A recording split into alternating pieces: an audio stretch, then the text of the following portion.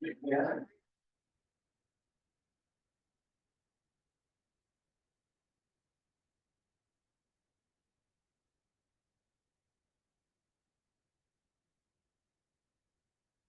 Everybody ready? Today is September 9th, 2024. This is the Crestone Board of Trustees meeting. It's held in both Zoom and in person. Time is 9:34.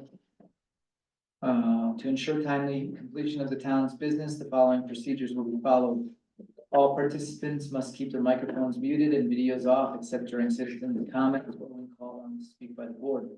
Per section 7.3 of our procedures and rules of order, we allow 15 minutes total for citizens' comments.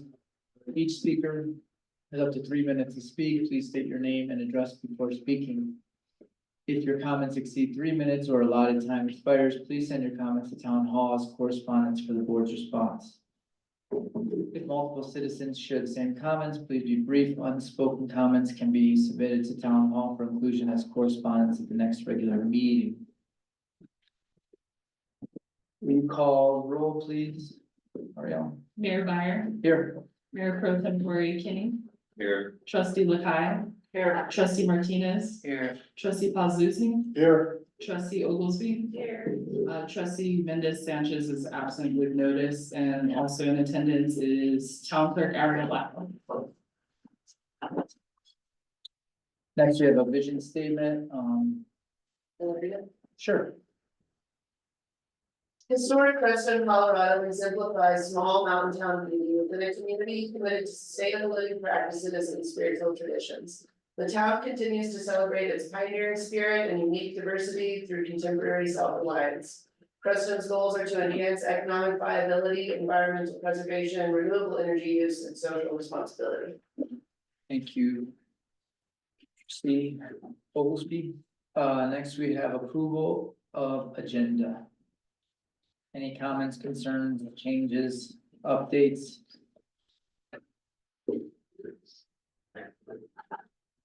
We're probably gonna move attorney's report, depending on when he shows up, so we're gonna have to shift that depending on our attorney.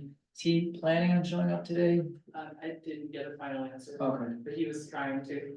all right, hopefully, I asked him to come in person, but that doesn't mean he will. We've got a public hearing today. We have a pretty good size agenda, as you can see, so let's just keep moving through. We have approval of a minute, actually, I would entertain approval to, a motion to approve the agenda.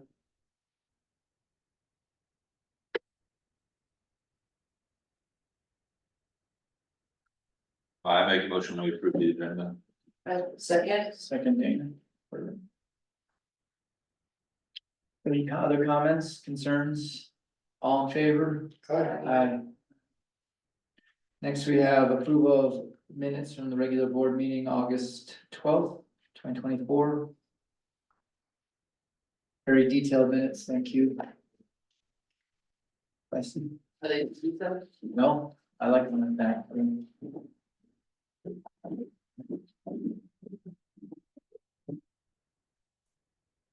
The only thing is that you can't, it's hard to find mistake, like typos and stuff, because you're just trying to read it all. But it was very good, very detailed and very thorough. I make the motion to approve the minutes of August 12, 24 of the regular meeting. Their second, Second. yes, all in favor? Aye. Since I wasn't here, should I abstain? Is that the way to do I that? do, not there. Okay, then I abstain because I wasn't present. Next, we have the special meeting, August 26th, 2024. Any comments? Changes?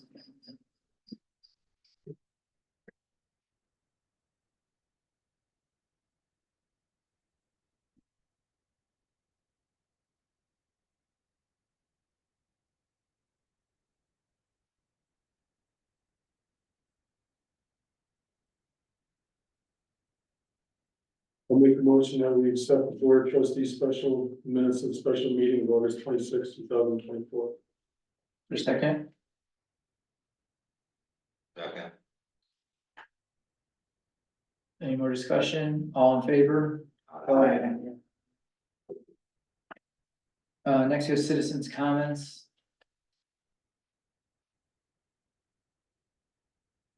On Zoom, anybody on Zoom want to make a citizens' comments? No, thank you. Hearing none, seeing none, move on to presentation of the bills. Is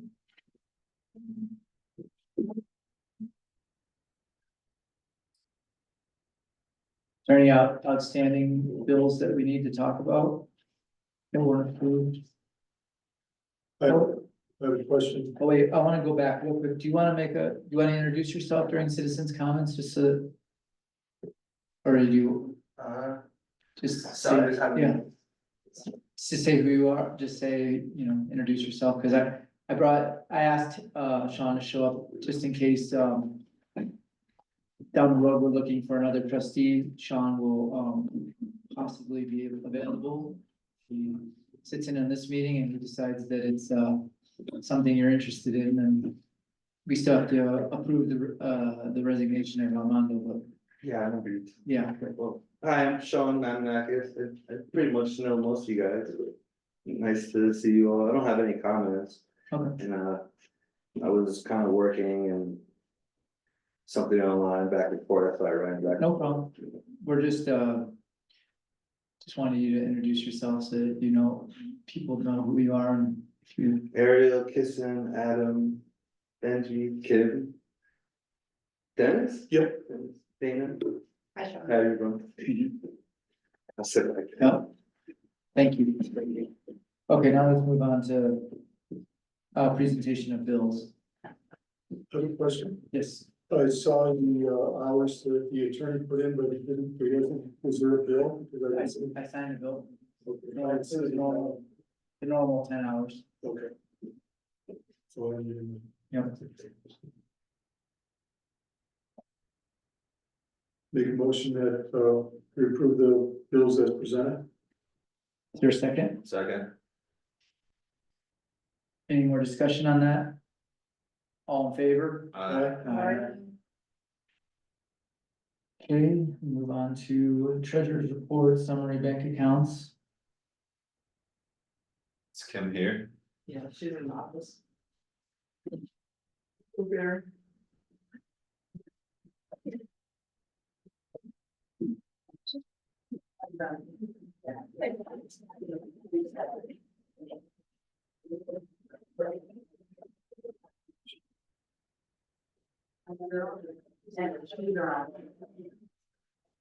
I didn't know that we were three checking. This is this 42,000 that we collected in the month of August or For the month. for the month. Nice.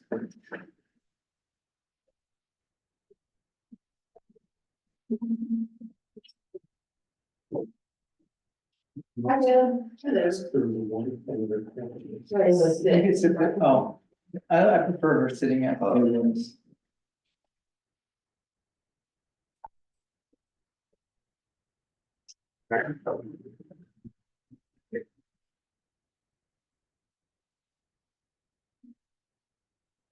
We're on to the number one, summary bank accounts. General fund checking reconciliation.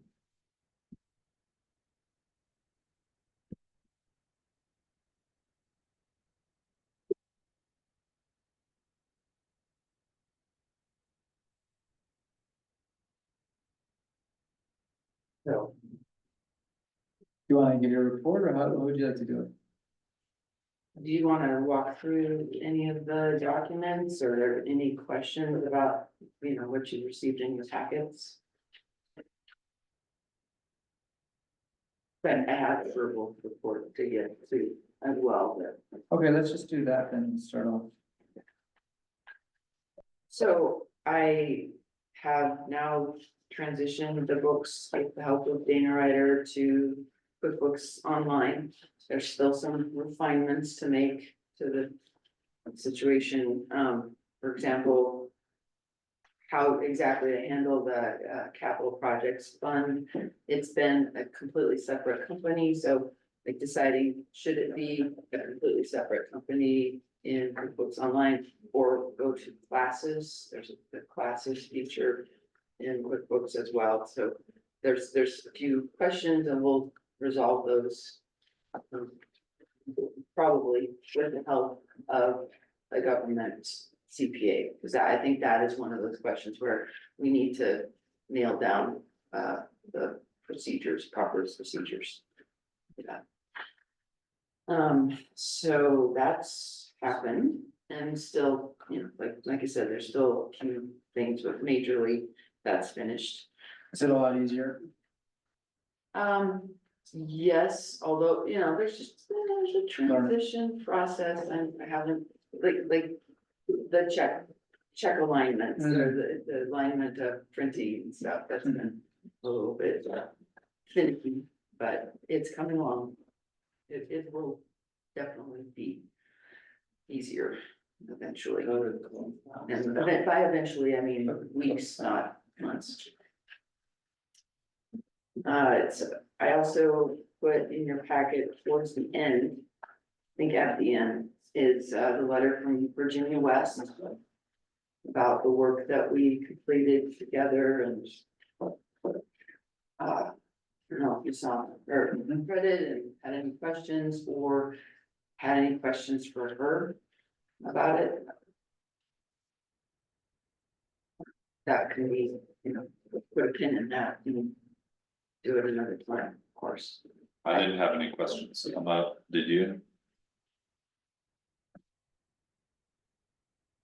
She said something about $2,000 that was just unidentified, is that the hotel? When she put the budget in a spreadsheet and did the math, it just was off by 2,000 because just it. I don't even remember, was it plus or minus, but it was not quite perfect. And so that will be obviously shown to the auditor so that I mean, at least he knows, because isn't that something that he would No. wanna know? No? No, because we went with then the actual numbers. I mean, we put in the numbers and so, you know, what's in QuickBooks, that's what's being tracked. Hence forward in time, if you understand. So I don't think we know It should where the miscellaneous, right. $1,000 was, but we're going with what's in the accounting system. On the check register? Paycheck split, are you just going between town hall and public works? No, that's all the taxes, like, that split indicates more information in there, and so like, you know, Social Security, Medicare, all the different kinds of taxes are split out of each paycheck.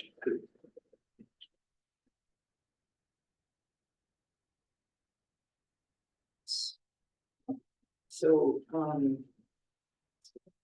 one thing I kind of highlighted it on. I highlighted it on the capital projects fund, transaction history. I noticed as I was looking at that and making. Where's that, It's on like, it's probably beginning or? 4 pages in, 5 pages in. The Capital fund. yeah, this transaction history. It looks like that. In 2023, I noticed that the amount for that DOLA grant payment, I'm presuming that is what it is, didn't match up with what is in the register. So that payment was made from the bank account, but I see another payment right at the same time that isn't perfectly matching, and so that was just an error back in. Is that the $10,000 that's highlighted in there? Right, in the register, in the capital project register, it just is not the same number. It happened about the same time and there's not that much action in those accounts, so in that particular account, there's hardly anything that happens except interest payment and, or the sales tax deposit, the 1/7 sales tax. Is that something you understand or need help understanding? I think it's just a straight up error, and so I'll have to figure out, like. So the payment came out of the account, 10,999.70. But in the register, it wasn't that amount. Is that the type of question you would reserve for a CPA? Or do you feel like you can? I think we can just make the adjustment, but those books are, closed, and so I would take that up to the auditor. I will bring that to his attention. Okay. Do you have an ongoing list of auditor and CPA questions? Good idea. Yeah. It's a very good idea. More or less, yes, but not a defined one, I guess. It's the answer. And I did Go ahead. I did talk to Ronnie, well, I guess it was email. And shared, so he had some questions, he came to me with questions, which was good, because I really haven't heard from him very much. So he had some questions, and I sent him the letter, which I had just gotten from Virginia. And then he's gone on vacation, and he said when he comes back, he'll be in touch and give us a letter of engagement. So he was very definitive in that. That's the first clear. Awesome. Yes. At one of our meetings recently, we talked about some of us calling CPAs. So I started to call some, couldn't get many on the phone, but then I heard from you that you were talking to a potential. I have not reached out to her yet, but yes, I think I have a very good lead from someone. So I will do that this week. Okay. Karen. Yeah, she's not local, but she works with the Background. Do you email or phone call? If you Um, email, could you attach me or Dennis on it so we can kind of Yeah. engage in the process? Sure. Yeah, if I call her, I'll loop you in right away. And then, Called like 15 CPAs and everyone was like, no, we're not taking anyone new. Is that what your experience was? Yeah, Yeah. I didn't call. thanks for trying. Yeah, So yeah, I had a feeling that we were gonna get that a little bit. Yeah, it's just because it's I like, was surprised we got an extension season and everything, so Right. it's like. I audit. guess like all of the CPAs in the valley retired, except for Wall Smith and Bateman. What about the bank? Have you heard anything from them as far as CDs and? that's on my list here too. So yeah, no, I haven't talked to the bank. I haven't done anything with the bank yet, but it's on my list this week to get on that. They were specifically supposed to give us like, almost like a proposal Yeah, for for the CD. ideas as far as how we're, and we can maybe get a special rate or something like that, so that would be really cool. And that might be as easy as sending one of those two people or both of them, just a reminder email. Yeah, Yeah, I have other things to talk to them about. I need to start those other accounts. Actually, and. We could talk about this in the finance committee, but I do have questions about that. I mean, I keep thinking it's rental related, but I think it's supposed to be specific to deposits. security deposit. Security deposits for the rents, the buildings and stuff, right? Right. And then there's I don't another know one. if we still have rental deposits, like maybe from this rental next door, if we still have that, just like sitting in our general fund. But that would be what you'd use to start it. Or, I don't know if we have many other rentals besides just that one. We went upstairs, but we're still deciding on how we want to do that. How we want to use the upstairs. So, But I'm saying that I don't know what the rental deposit was that Dewey gave us, but he needed money to start that specific account, that would probably be what you use. Yeah. Okay. Yeah, I'll research that, what the deposit was. Okay. And there's another one, there's another account that needs to be started. Do you remember? There's either the savings or the court escrow, but I think we found a savings account that we could use. Yeah, there are a couple of things. And I think the court escrow, Okay, court, that's- but we might be able to put that in with the deposits, you know. Security deposits. Maybe another question for you. CPA. Yeah, it'll be nice when we go through those CDs and we figure out, how to either combine them or find, cause they're just kind of separate lines on the accounts that you don't exactly know what's going on with them, right? I mean, you're still trying to mysteriously figure out what some of those are. You mean the CDs, the ones that are identified as CDs? What's so fun? I think, was that you tapping your phone? Oh, sorry. Yeah. It was good. Thank you. Sorry. So if you look at the accounts, you have, other savings, I see. Do we know what that was set up for, the $6,964? No, I don't, I haven't really been looked in there, I might, of course, if I did look. See some information about, what it's been used for in the past, but no. I mean, I just think that it might be nice to go through the accounts that we already have open and try to figure out exactly why we have them, and then if we can use them for other. We might not need to Right. open up too many other ones. Well, like the payroll account, I was thinking of getting that, using that as the rent deposits. Yeah. Account, Okay, because it has no use, I don't know why it was started or established, it's just been sitting there. And that one fellow was gonna help you nickname everything.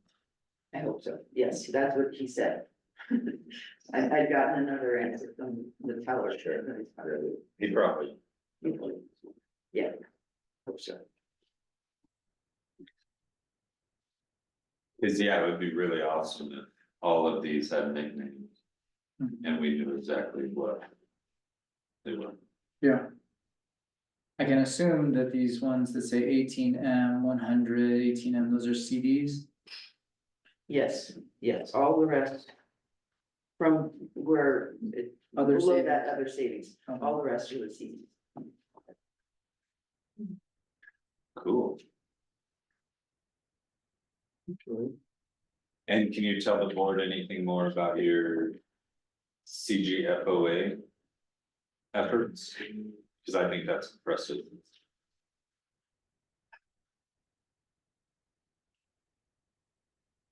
The budget, No, the training or classes, yeah, yeah, those are kind of ongoing.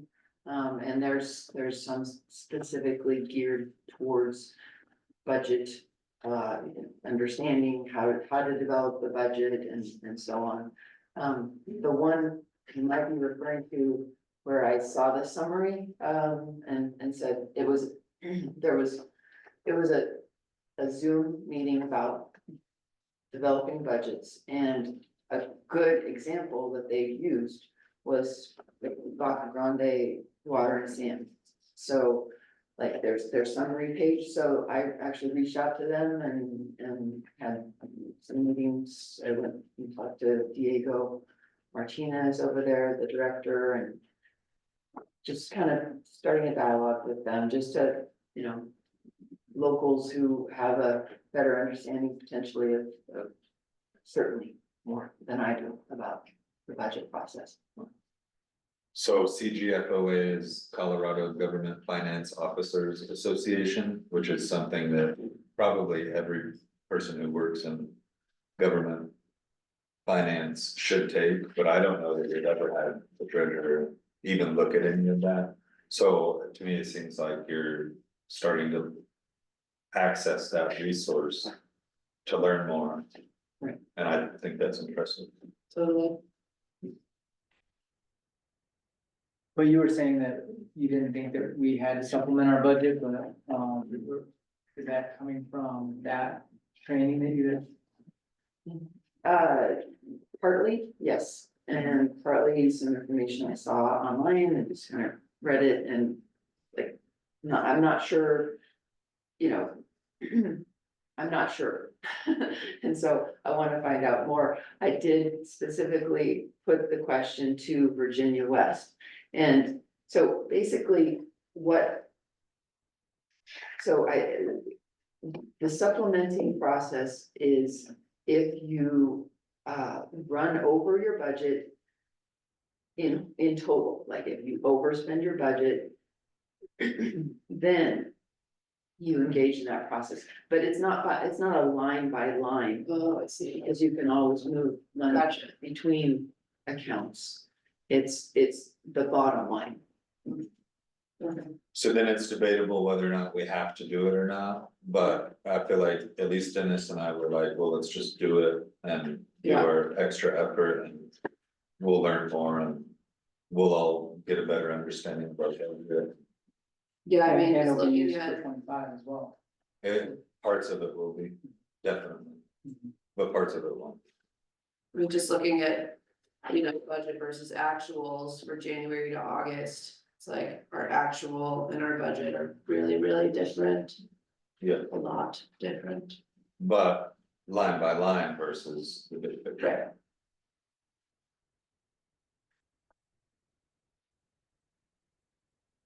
I wondered about living wisdom and the $25,000 that we have from them.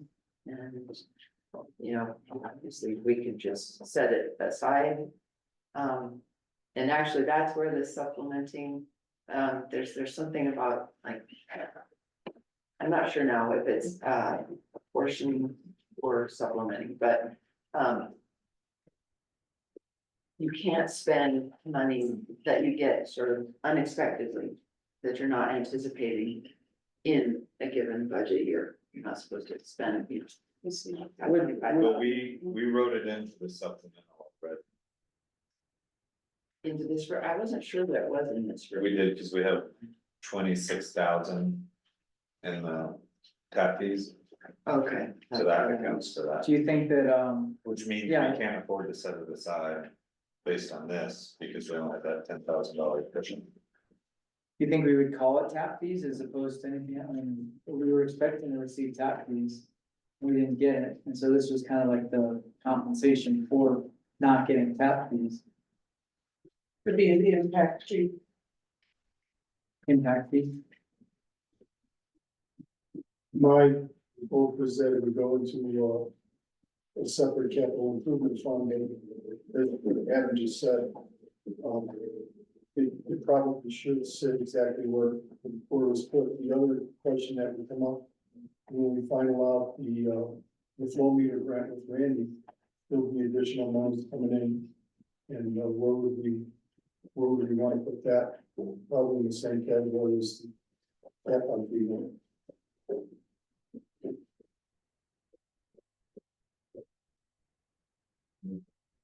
There might be another question for the government CPA, and we can't, like, if there's anything,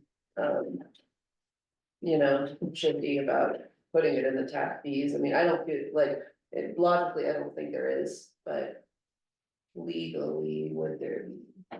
Yeah, if we had our enterprise fund back with water and sewer, there'd be no question, it would just go in there, but we don't. Do we have a total on what's coming back from Lola on that flow meter No, area? I don't. Well, we don't have a line item that says impact fee, but we have a line item that says water and sewer tap fees.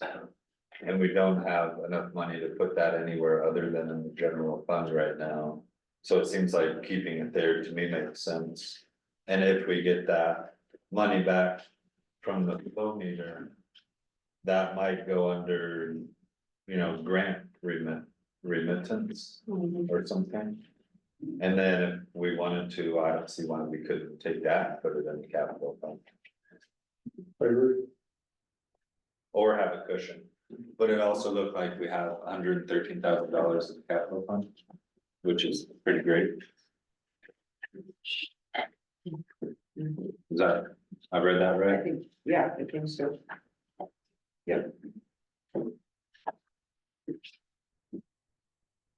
Yeah, And that's after the July contribution, or not July, August contribution. Yes. oh, yeah, what was the most recent sales tax revenue? It's like 43 something. That's great.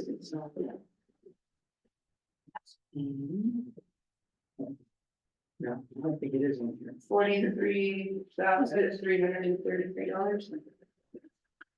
Where's that? Town of Crestone profit lost August 2024.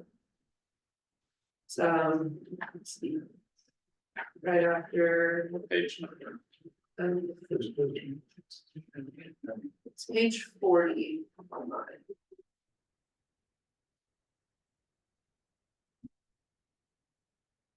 Yeah, Sales tax 4104. I see sales tax 43. 43. Yeah, okay. That's great.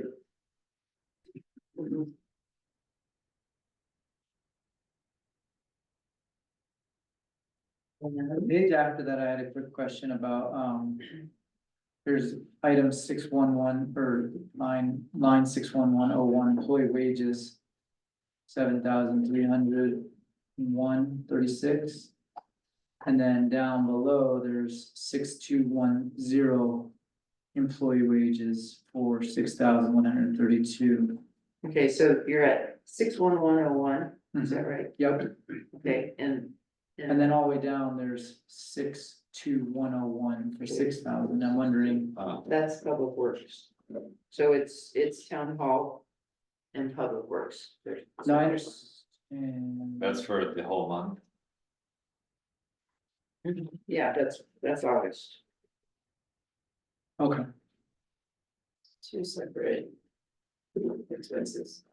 That's how we're gonna do our budget for 25, is those two numbers. okay. And does the public works, one include, water department as well? Or does that come out of the top one? Yeah, water is in public works. Okay, Yeah, that's actually. Great. And then these payroll expenses, that's taxes, right, et cetera. and that's for everything. Yes. Yes, including trustees. Okay. I'm, oh, What else? Yeah, covered the bank, every job of the bank. And so we still have not received payment from, it's called Tyler Industries. There's some company that manages this state portal SIPA, the SIPA payments, they got all wonky because Right. we closed the account, the bank account and didn't know, and so I don't, it's bizarre, I mean, They owe us like $6,000, Yeah. right? yeah, and it's like, oh, well, it's coming, it's like the check is in the mail and it's gonna be months, I mean, like, I went through this whole process months ago of giving them a voided check and, you know, and there's no reason to like get all, scared about it, I mean, they seem legitimate. It's just, it's. So this is very- a credit card portal that we had open for payments of water and sanitation that we've accumulated, but because we closed the portal? No, Because the money, so the account got closed, the bank account got. the water sewer fund, and And they were supposed to put it in automatically. And yes, it had been going in automatically into that. And nobody knew and, whatever, it didn't get taken care of, and then when we look back, it was just. We didn't know where the money was, so we contacted Tyler Industries and it's just been in process. In this, And there's no representative that we can. yeah, There there is. is, there's been one contact person. We've both been in contact with her alternately. Hmm. And, Well, I would keep on it. I mean, that's what I would. yes, But do they owe us money? Yeah, Okay, how much do they owe us? 6,000 something. Okay, It's almost all water and sewer related. but you don't think that they're withholding it for any, it's just their, I don't think they're sketchy. I Yeah. think I don't know what their problem is, why they can't get us the money. Okay. It seems like it's really been going on. So just letting you know. we have exact date from the time it got cut off, like It was in January. Right. Yeah, happened in January, but I don't remember the first time we reached out to or reached out to Tyler, how that actually, I don't even. And this is money also from last year, right, that we received from last year, that we ended in January. It would be I 2020. don't think so. January Yeah. forward. It should- 6,000 it in should- January? Yeah, you guys voted on that the day that we got hired on the I 11th, remember that, and the account got closed like days after that, and so. but I'm saying, deposits from after that. oh, I see, okay. Yeah, I agree though, now that you mention it is a large, okay, yeah, so it was after, so it went on for a while. Mhm. I don't remember the duration, I mean, I don't. Yeah, and I haven't accessed the SIPA system. And then when do we switch over to the other, the newer upgraded system for water and sewer? It's coming this month, So, yeah. and is that gonna create reports for like accounts receivable and things like that? We'll have, be able to like print out like who owes money. Yeah, like it does now, Mhm. yeah, it's a system that's been working, it's not like it's just not been perfect and we've had some Mhm. stumbles. Are you able to like call people that tell, if we're pretty behind on certain bills for some people? Are you able to call them and tell them they owe money? I would say it's been more of a defensive posture than an offensive posture because we've been behind and, it's just been, people inquire from us about, hey, what's the deal with this? Mhm. I can expand on that. I was planning to expand on that later. Okay, Also, whose job is that? I don't know. I would have thought that would be Patty's job. Once she's ready Some of it, you office assistant job, to contact Yeah. customers, I would agree. I wouldn't put the treasurer on that. No, but we do need some kind of like accurate report that states what it is, people owe and. So let me ask you on this. So was this a quote or something that go to our website? Make a payment, that money then would, the company who's accepting the credit card payments would then do a direct deposit into this bank account. correct. And then this bank account closed, so they were no longer able to do the direct deposit. Right. And so now they have been informed of the new bank account, but they have yet to And it's a bulk, but they're gonna transmit one number. And then I will have to go back and untangle that. Hopefully it will be straightforward, but I'm interested in so. It's the same credit card It's not- company that you're using. Are they also taking payments for other sorts of payments, or was it only water and sewer? It was other payments too, anyone making a credit card payment. And those are being transferred to the correct accounts, okay? But those are very few, so it makes it easy. Like, I can only remember one, One honestly. municipal court payment, and then there's one. This payment that the Baca County doesn't pay to us instead of to. Is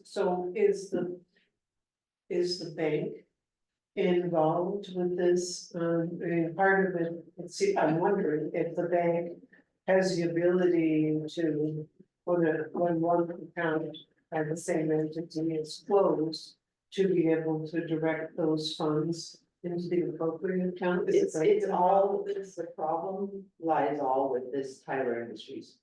They need to transmit the money. It's not complicated. They need to do a wire, send a check. They need to just do it, and they haven't. So they've been talking about it, and they know how, how much they're gonna send, and they probably will send it soon, I hope. I've been hopeful for a while. But they have all the information they need to do the thing, they just need to do the thing. Yeah, actually, I asked directly, so are you going to send a check or I'm just realizing that I asked the direct question to this Casey that we've been interacting with. About, are you going to send a check or, what is the deal? And she never responded, so. Do we need to put it on a legal letterhead? To put a little fire under I wonder, them? maybe we Let's should get it wait. done. If you've been waiting this long. Yeah, it might be. How long ago did they get the correct bank account number? I have to look, I mean, it's But been it's been a It's while been that they were years. given the correct bank account number. And so there's no real reason for them to delay. This Casey, she has represented that it, whatever, it's with the accounting department and it's, it's in the process, so. It might be worth it just to wait a few more days. To answer some of your questions, we started this in early July. I'm looking at an email from her now. She says that they only remit checks on a monthly basis, so the status of our check remains pending. She's apologized for the confusion. There's a total refund of $6,457.20. So whenever they do their monthly check, is what she's saying. But And that was in July, it has been 2 months. okay. I think I engaged with a different person in a That's DocuSign. very possible. I'm just saying that since the beginning of July, at least. Well, maybe, the end of this. if we could just reply to them and say, I'm checking in on the status of this, can you please, tell me what's going on, and just keep reminding them, because that's the only way it's gonna happen. Yeah, Yeah, we've got another meeting in 2 weeks, we could give them that time, and then if they don't move forward on it, then we could, get Seth to write us up a letter or something, Or call. or call. I think it's good time frame. 'Cause, yeah, I mean, we all know how slow shit can be. Okay. And the only last thing I have is that Ronnie Farmer, I just mentioned already that he said he will be sending us an engagement letter. And I would just reiterate the urgency of contacting that accountant. I feel like that's a real priority. Do we want to put, a public hearing to do this supplemental budget, so that we, if we get that out of the way, how do you want to do I it? thought we might do it at the next meeting. The mid-month meeting? Okay. I won't be here, so you're gonna have to run it. Public hearing. I don't know if we have enough time. I would have to double check on the time frame because we have to notice that in this paper. 30 days, Yeah. 30 before you. And then we're gonna be talking about November, but then we gotta have a regular October. budget, October. But then we gotta have a regular budget soon too. we have to have it in October and then submit it to people for a public hearing in November. All right, I'm just trying to get you proactive and think that maybe we should schedule our November meeting or October meeting for the supplemental budget, November meeting for the regular budget. That sounds fine to me. And that also means that as a finance committee, we should just start working 2025. And if you guys wanna call, like, if you're like, want to have a work session or something after you get some, like a rough draft, then we could do that, so that we're working with you, your questions or we wanna. I would be fine with having our regular finance committee, and if anybody wants to attend that, then just notice it. So like, we don't have to schedule Okay. a board work session as much as just if somebody wants to come to the finance committee and participate. then- Okay. And you guys are planning on starting the Well, we just started talking about it time? like 2 minutes ago, but it makes sense to start on them. I'd like to help with the 2025 budget, or at least just like be involved and like see how it functions and how you guys are doing it. Why don't we have I would like that. the finance committee create the meeting and then let us know when it is, and then we notice it, and then we can do it, and maybe do it here. And the meeting, and No, you'll I don't. need, how many days ahead to notice it, or 24 hours. 24 hours? We'll just notice them. And, but that also means citizens can come and watch. I think that's fine. Also, I just said, it's a good time for any needs staff might have. Yeah, To bring those forward with a cost estimate of what those things are. yeah. And, I'd encourage that with strongly. You can even maybe beforehand give them copies of the budget. Worksheet, so to speak. I think it starts going out for themselves. Okay. Sounds good. So that's probably on you to communicate with other staff members and let them know if they have any. And thank you, finance committee, for doing this supplemental budget. Even though we might not need it, it's still a really good It's process. really a good process, especially because Good meeting going on. You're gonna have to sign in if you're not careful. Have a good day. Nice day. See you at the energy fair. All right. and yeah, it just seems like really good practice just for learning how to build a Yeah. budget. I agree. Who all is on the finance committee? It's Adam, Dennis, and Kim. That's it, right? Adam, Dennis, and who? Kim. Well, and Dana's, I thought we talked about Dana being an alternate. Right. But that was because of the noticing. Very good. Should we mention the dark sky letter? This is all Yeah. done. Yeah. Do we explain what, yeah, so basically we have to reimburse the funds that were left over for that grant because we never used them for the sign. We don't wanna be responsible for handing over money to another nonprofit or whatever it is, and like, oh, some of the people were saying we should just hand over the money. So what we're gonna do is reimburse the county any money we didn't spend with the, Which is $2,992.50. and It's then, not in the budget. We'll have to, yeah, we can write it in. I don't think we ever got a check. We got 5,000 Yes, last year. We got the check, yeah. Yeah, the idea is that, once this is done and we take the dark sky committee off of our purview, per se, then they're on their own. They can apply for their own dark sky grants. We can apply for our own grants, and we're not tangled up in the mess anymore. So you're saying the town has, was it 2,000 something that basically was left over from dark skies? You know, as I drive around at night, I see various places that really still aren't in compliance. And, not to a big deal, but, you know, we had purchased those lights before. And I'm wondering, if there's something that we can have that money to where if we have somebody who has an issue to saying, hey, we can help you become into compliance. No, that would have to be a separate grant. So what, Wendy Mays, not sure her title at the county. Made very clear, it was for the sign. Okay. Just for the sign. And now that we, any signs or just that sign? the dark sky It's a sign. big sign. But could it be a different dark sky sign? Well, we got those two, and then what we were I mean, we were planning on doing something bigger that we were even gonna need more money for, but then, you know, the citizenry was like. Nobody wanted to have a fancy sign coming into town, so. All that kind of got dropped.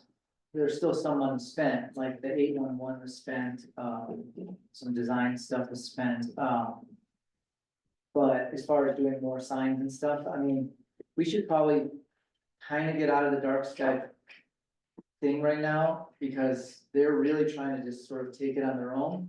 But what we could do for compliance is we could, you know, talk to our code enforcement and figure out if people want, to be in compliance. And then we can figure out a way to help them, like if we have to apply for another grant, but that's kind of like, let the So dark that sky. money we have was really only for some, It's really only for the sign. and we've got 2 signs that are installed. We have 2 signs and there was some other money spent that we never used, I mean, like Okay, on the 811, when they were gonna dig down below, they wanted to do these, check to make sure that it was okay to dig originally, so that was part of it.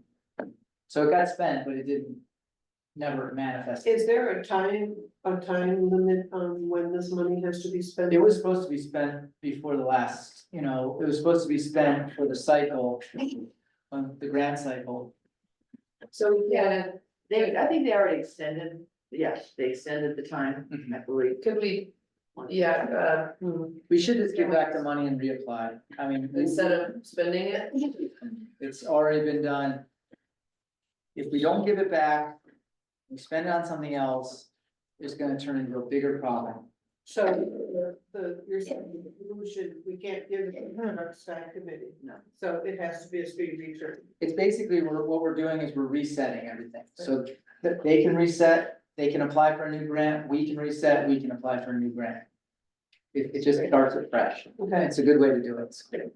Did you account for any of your time or Ariel's time in the sign expenditure? I bet we paid y'all $700 to talk about it. Yeah, that's a good point, no.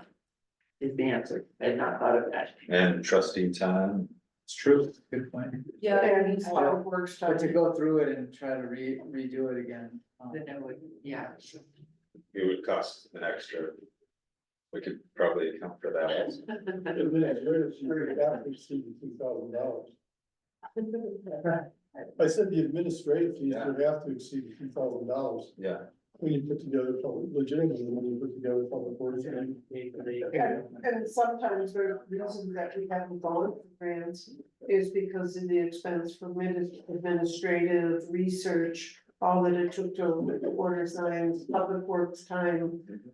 I think Could that we- should be factored into any grant that we. I mean, these particular signs were done by volunteers mostly, you know, they were all Scott and Steve did it, but as far as the accounting, and that's a whole nother level, if we wanted to charge for administration fees. yeah, I had simply not I didn't thought of that Yeah. at all, I mean, it may, I can ask, if I think it's, my time. Did you already write the check? No, I said you could, maybe. Yeah. And, okay, cool. Well, I think that's a very reasonable thing, because we have found ourselves being involved with these sorts of projects and committees and things, and then end up spending a lot of staff time to help manage them and organize them. So I think it's very reasonable to. We've look at spent- time. 20 hours in this room talking about those Yeah. signs. So I got a question, can we, And we were paying them the Right. entire time. can we have her call Wendy, but just give her approval that if Wendy says it's okay, and she just takes off with, you know, a certain amount for administration fees, if not, then we just send a check back and. Personally, I would be like, have whoever's handling the grant, if that's Ken, call the county and say, the board is directing me to account for administrative time. That's fine. Not, is it okay if we pay you less? Yeah, I think that it's a better tactic. That's great, and then, but then she can go forward. Yeah. Um, Yes. yeah, that makes sense. And then if we want to, on the next grant cycle, like for instance with you know, special events, you know, all those are things that we end up doing that are extra. I was thinking we should have a grant specifically for special events, things like that. We should Well, consider reimbursing ourselves through grants, because this is like what we're, and if we ever get that room back and turn that into any sort of welcome center and sell Crestone merchandise, I would assume we would have dark sky t-shirts. Oh, yeah. But that might be in the town. Or the town buys them from the dark sky committee at wholesale, and then we just sell them at resale. Sure. Which is what we were doing with the pins. Yes. All right, They're gonna go, okay. hope feel better. Will you, put on the record that you? Yeah, feel better. Don't go up any ladders.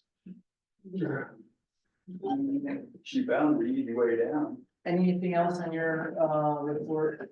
Just, I to also mention that, I did a separate account for the pins, buying and selling of the pins, and so, that's a net of $500.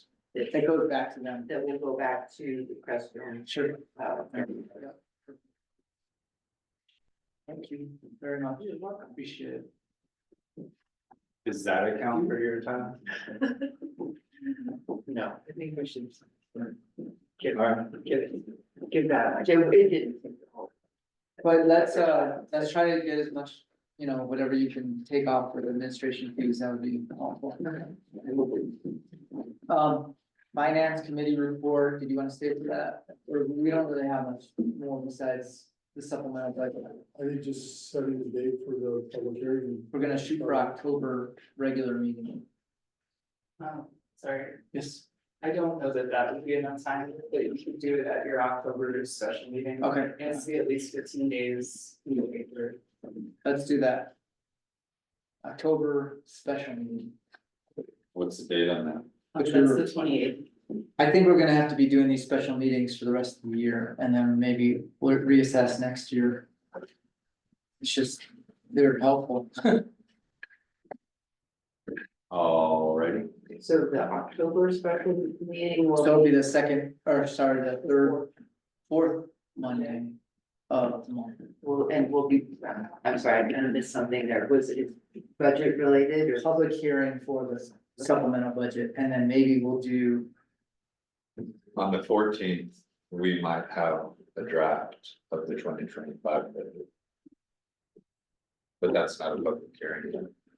So we would schedule, well, the thing is, the public hearings will be 30 days, so I yeah, so would like her go to ahead and schedule the first November meeting. either first November or the Second, second, let's do second, okay. Second November public meeting, hearing, 2025 budget. so 1 month apart from the supplemental. budget. Like, October 2nd. That way we can review it during the regular meeting, like a final draft. Just so we're on the same page, October 28th will be public hearing for supplemental, and November 25th will be public hearing 2025. Yeah. Draft. when's Thanksgiving? Okay, cool. That's Thursday.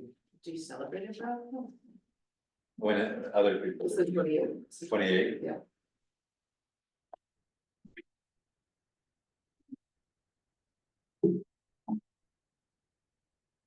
Okay. That's real close to Thanksgiving, I don't know, if people will be out of town. I will not be. I won't have. Maybe someone. All right, I guess we can zoom in. If we have to. So you're talking about October 28th. The second, 28 is The 25th in the budget. supplemental, I will be gone that day. So just. so we'll have reviewed it, so it's really just for public comments. Hopefully we'll have a forum, that's all we need a forum. Okay, I report. You can stay. Okay. Yeah. My report for September, these past few months have been very busy for the town of Crestone after the mosquitoes scared away most of the tourists and campers in June and July. The retreats and tourists in August and September kicked into high gear and brought hundreds of new and old faces into the Crestone businesses, the Airbnbs and on the streets. Oh, I'm sorry. Are we looking at are we approving the supplemental budget for release today? We need to. For release, I thought that's what the public hearing's for. We release it to the public. At least 5 days before the public hearing or something like that. Oh, I see. So we need to approve this to release to the public as a draft. Okay, Basically, we have to approve a draft supplemental budget. okay. Let's do it. And I've read it, so I make a motion, I've read I don't know if these words are right, but I make a motion that we approve a draft supplemental budget for release to the public. I'll second. Just to be clear, when I'm looking at it, there's 2024 budget totals, that was what we had originally Existing. budgeted. And then the supplemental tab is y'all's amendment to it, Yes. okay. Great. Just make sure. Any more discussion? All in favor? Aye. And Ariel, if you could Look, we're doing a comment. ask Seth or somebody for the right wording on that. It's the same intent, but Also, do we need a cover sheet for it? probably, yes. Want as well. How do we do that? We talked about that a little bit, we were kind of hung up on it. I think that Kim's paragraph here on page 54 digitally was a great. I mean, I think that's probably sufficient because it's an amended budget. Do we need it, or I mean, I could understand where during the meeting. Some explanation would be necessary, but as far as advertising, that this is a supplemental budget.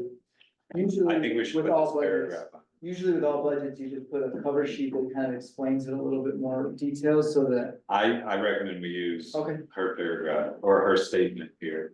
Is that okay? Yeah, I'll maybe, Embellish, or I mean, add to it. yeah, I'll look at it again and maybe rewrite it a little bit. I hope that we don't get anyone confused. As we try and clarify it for ourselves, like I said, when I put it to Virginia West, like, do we need to do a supplemental budget? You know, she's familiar with I it, wouldn't, she said, no. She said, no, there was no, thinking about it, because she works with budgets all the time, and, so she's available, if we wanna talk to her, and you can, query her on it specifically, but like, this, I wonder if we shouldn't call it, this is an amended budget, which is for these reasons that we stated. We amended the budget just to be more, to have a clearer sense of where we are. I have no idea. I don't think it matters because it's kind of for our own process as well as just to be more accurate. I mean, it just seems like when we got into the budget season last year, we were very unclear about a lot of things. And so this really just clarifies it and gets us back into alignment. Okay. And makes it easier for us to do the 2025 budget. So my question would be, she makes a good point of what Virginia West said, and it doesn't hurt to be overly cautious on this. But I'm wondering, what is the criteria for having a supplemental budget? Is it when you have really significant changes, either in income or expenses, that requires you to do a supplemental budget? And I'm not seeing really significant changes. I mean, there's changes, yes, but it's not like we got way more money or way less money than what can be expected. My understanding, and this could change, is that you would know at the end of the year. So you would say, okay, oops, we went over $5,000 overall. We have to do this supplemental budget process and file it. That is my reason. So do we fall within the amount of differences that we should do a supplemental budget? I mean, when Virginia was said we don't have to.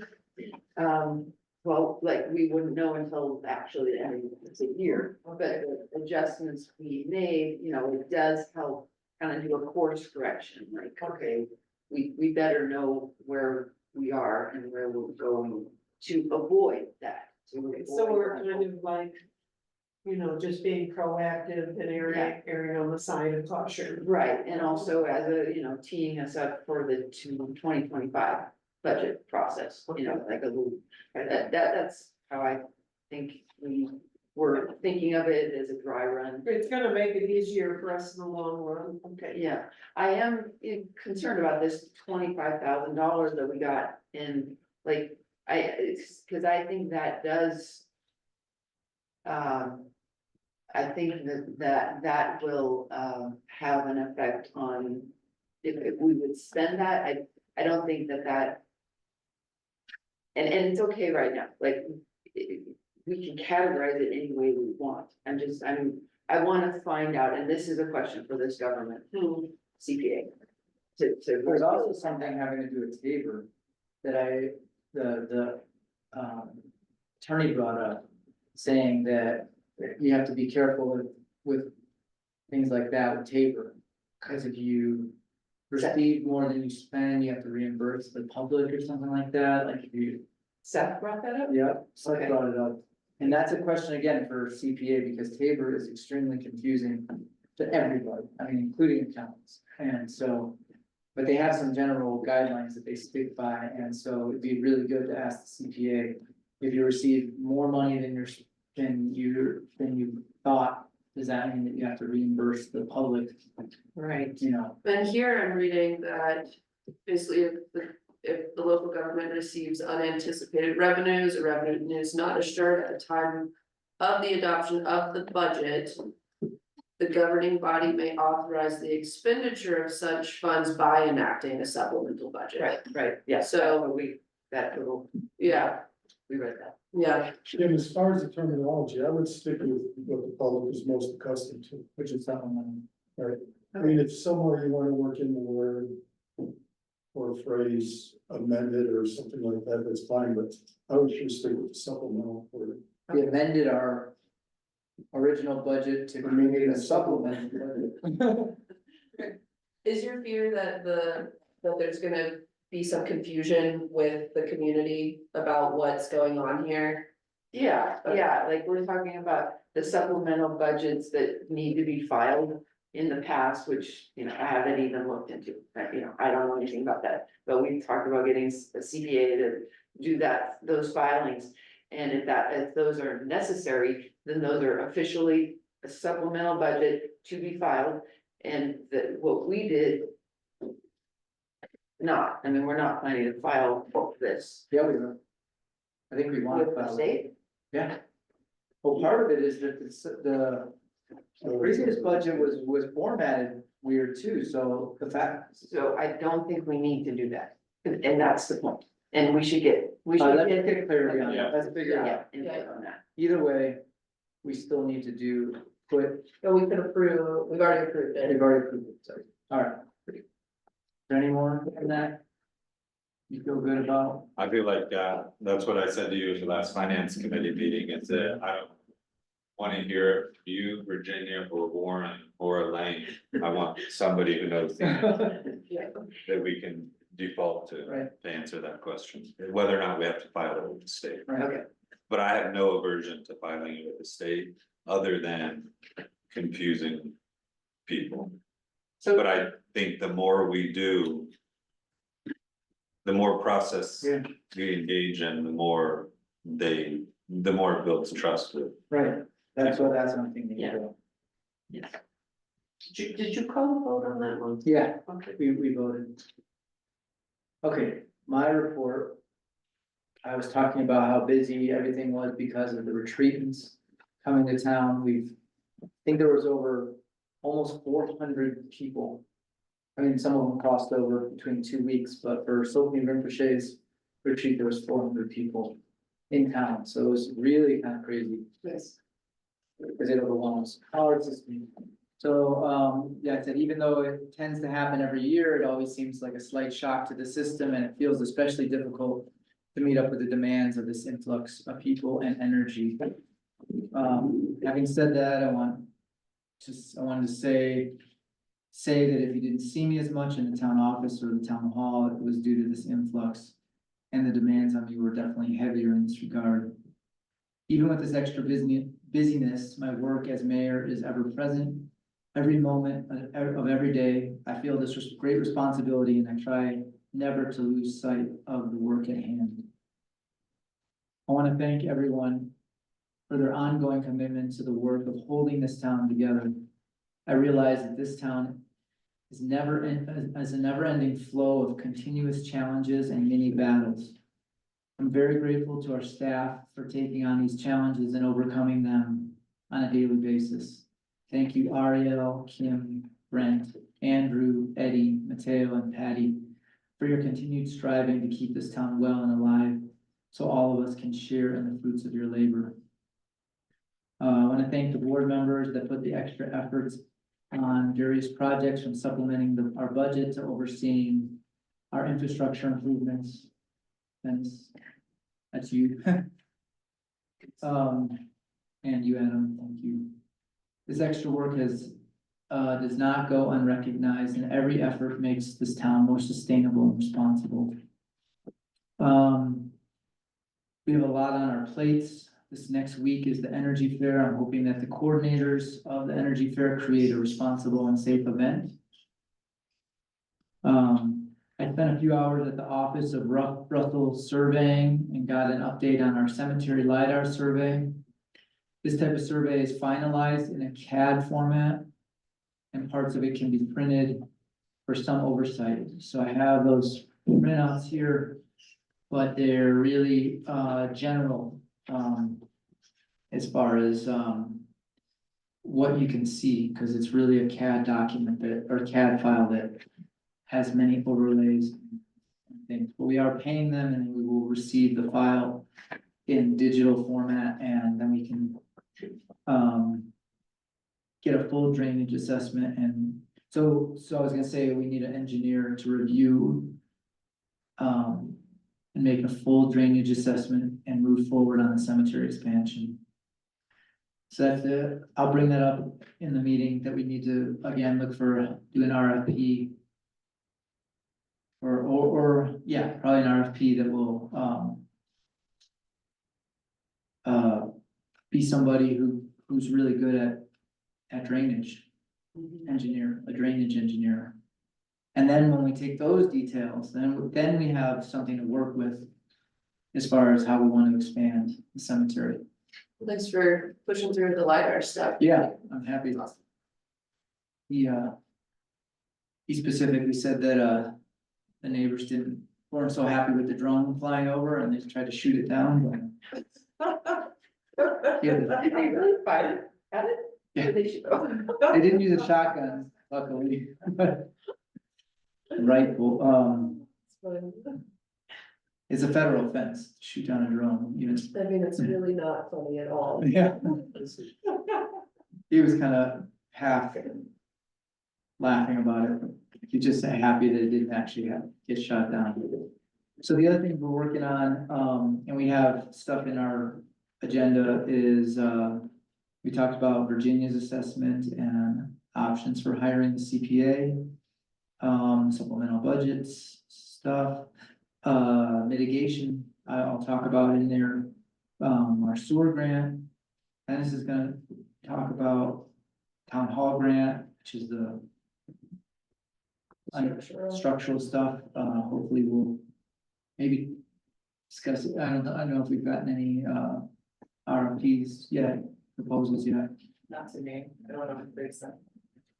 Living wisdom, we'll talk about that. Next week on Monday, I leave for Fort Myers. I'm gonna go get my non-mesh hernia surgery. So Adam will be the mayor pro tem. He will be here to run the next meeting, cause I'll be out for a little while. But I will also be available by phone, text, or email, so if need be. This month's encouragement is on maintaining government sustainability. I'm referring to sustaining our commitment and our dedication to this project of responsible, stable governance. We are faced with a series of challenges that will require much perseverance and strong will. So I'm hoping that we can just keep maintaining that. I think we're doing so much better. Feels really good. It feels like we're, finally kind of getting back on top of stuff, although there's more stuff that just keeps coming. So as we are trying to take stuff off our plate, more stuff is coming on the plate, and want to make sure that, we stick with it and keep our ongoing perseverance. And if there's anywhere that anybody can step up as far as their interests, for instance, Kizzing with the tree board, if you need to do a meeting for the tree board, call that. I don't know if you have to do one a year, anywhere that you're able to pull your interests and just do what you need to do to create committee meetings. Cause I know that, like, even with the trees, we have some that either need to be replaced or removed, and we have to figure that one out. Those aspens that got put in over there and a few others. So, is there any other comments or questions for me that you guys have? So, I have one question. I probably should have put it on the agenda. But, last week I had, Daniel Johnson come look at a tree that, actually beetle killed, which is kind of alarming for our neighborhood. And he had a concern, and maybe the tree board needs to meet, that with the future mitigation that the town is going to be doing along in public rights of way, roadway. Our rules are set up that, for all the trees, they need to be looked at and decided what's going to be cut or not, which can create a hindrance for people who are doing the mitigation firewise. And I'm wondering if the tree board should meet and do a sort of a blanket approval. When I talked with Daniel, he was like, they make every effort to save heritage trees. And I talked to him about the width of certain trees. He says you can't really go by width, because sometimes you might have several big trees right together, and you pick the best one to save. And I wanted to ask you, with the fireways, is this something, because of the agreement we have with the tree board, that they approve trees cut on the parking lot thing in order to expedite, to be able to say, okay, we give permission for firewise to cut trees within the right of ways, trying to make an effort to preserve heritage trees. But it seems that the tree board needs to meet and be able to give that authority. Right. So a couple things. We'll go through the mitigation grant a little bit more on the agenda. I did put it on there because there's a lot, the FEMA grant is really tricky. We're only really getting some approvals because there's a spotted owl thing that has to be overcome. We don't even have a spotted owl here, but FEMA doesn't know that. So we have to have a biologist or somebody to sign off on that. So there's only a certain amount of time. And then there's certain areas on this map that we're allowed to mitigate. And then there's another map that we created that is more accurate. And what we're trying to do is maybe get them to do the more accurate map But in the meantime, we can only do the stuff that's on the map that already exists, which is minimal. So what we're talking about doing is some of the right of ways that are, you know, where you have the weed whacking that you were referring to and things that are kind of real low hanging fruit, literally, and then the stuff that would be more intensive, we're gonna have to wait until next year anyways. So there's not gonna be much, you know, many trees that are gonna be cut. Maybe just the dead stuff coming off the bottom and then already stuff that's dead on the ground. So if there is a question, yes, maybe we should have the tree board, you know, check it out before we start, but in general, there's not gonna be much done this year anyways, so, Yeah. It's not like, And you know, you could, yeah. I think. The tree board, myself, I feel like in order to comply with our own rules of the town. We could make, you know, Yeah, an approval for fire mitigation that. Right. Trees that are not considered. Well, that would be heritage great. Trees be removed, and that can just free you up that would be great. to do. So just in general, it would be great because we, you know, we have two outside people that are our administrator and manager. And for them to have one more document stating, you know, that it's okay for them to cut certain trees, you know, that would be great. So yes, call a meeting for the tree board and, try to get that worked out and also maybe look at the replacement of those. What that will be for next year. Yeah. If we put in a budget, we could actually put in replacement trees. For some of these ones that were donated, that were dying, or if there's new Yeah. spots that we need them. We have 3 and possibly 4 trees that need to be replaced. Yes. Okay. So that would be, And I would like to make sure that that kind of information goes into creating the budget. right, We'll need some information from you. so that would be what the tree board could need on, is how much money you would need to replace those trees. Okay. Do we need Kim? Nope, I think we're good. Thank you, Kim. We'll call you back when we're gonna do the other evaluation. Any other questions, comments, concerns? Let's move on to clerk's report.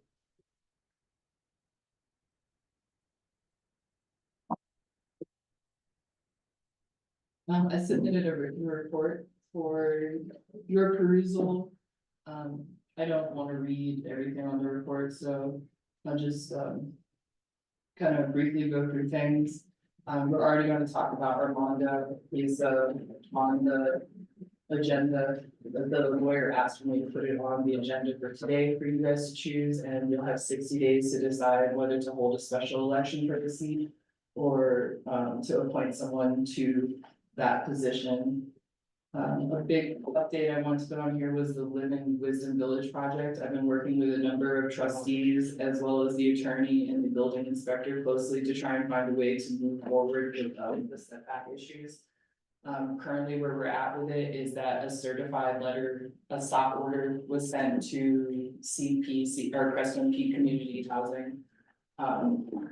With a place for them to sign and give it back to us, seeing that they received the stop order. They also did see it in person because Sam Gates tried to take it over to the project and present it to Alcon. Alcon refused to sign it and CPC didn't sign it either. So waiting on that to be signed, and in the meantime, I've been sending the lawyer any requested materials, including the applications, showing the setbacks and the plans. So really, that's all. I don't have anything further, but. But that would be it's not more. something that we need to really discuss with the lawyer and. Yeah, to dig in, but I'm here to help in any way possible.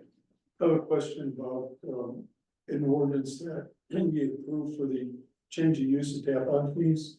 And, there was a date when that ordinance would come into effect. Is that happened? Do we have? Yes, it is in effect. Okay, thank you. It needed to be published for 30 days and we're over that 30-day period. Thank you. I guess the only other thing is that Alcon believes that they're acting in good faith with those plans and that's what they've expressed as well, so. I guess we just move forward once we have the stop order and however the attorney advises. Are they still working on that building? Yes. Yeah, they said that they, as of Thursday, that they were going to stop Oh, work on that. Alcon said that? CPCH reported to me that they were going to have on stop work on that part of the building. I told them that they could work on other areas, but the stop order was specifically for the area in question on Lime Avenue. so they're actually stopping, they're just not signing that stop order. They said that they were gonna stop, as for signing the stop order, I'll check in with them, but it's been the weekend, so I didn't. reach out Does to it, them. I didn't see the stop order specifically say that it was just for the I area in question. specifically made it for Lime Avenue for the setbacks. In Okay. question there. Okay, Thank you and did for they that. say? Did CPCH say anything else? I mean, about like communicating with us, or if they wanted to have a meeting or whatever? No, they didn't say anything to that nature. They said that they had looked over the stop order and they were confused by it because they felt like it was too broad and not just about Lime Avenue. That was all communication. Okay. Really happy with it. Hmm.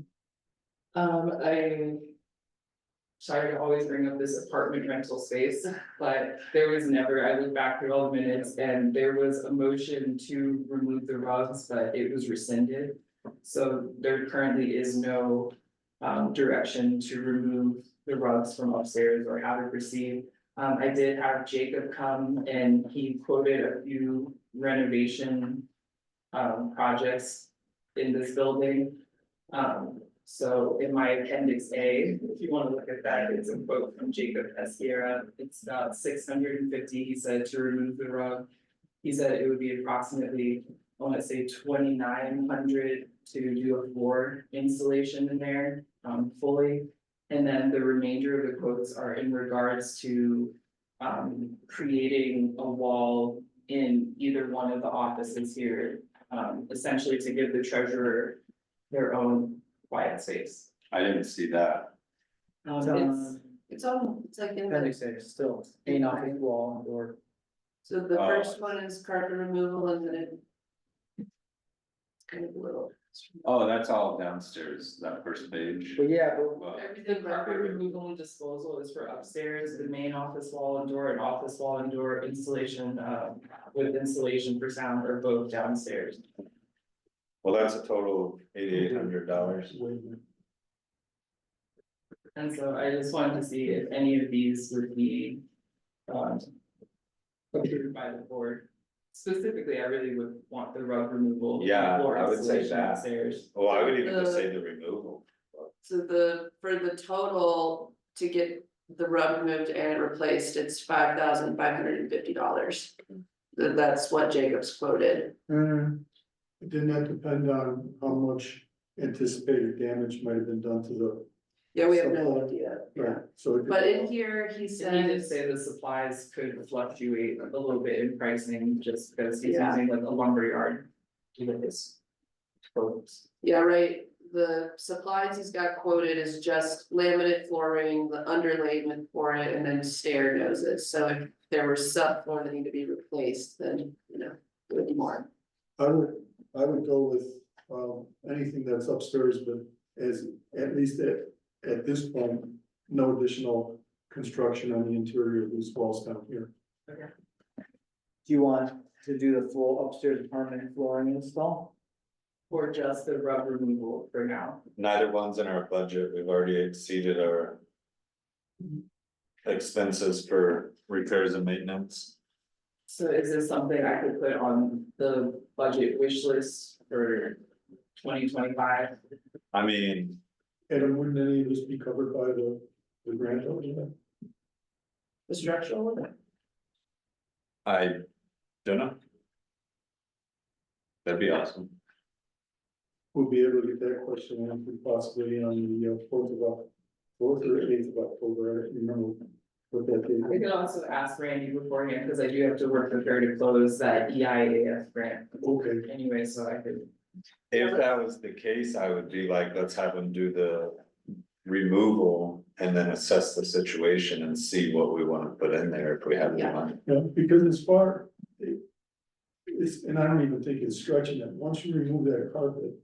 And you find out what the condition of the subflooring is, that would also fall into structural. Yeah, I mean, based on what we saw, I could see a case for structural. Can we approve him to remove the carpet so we can see what's up?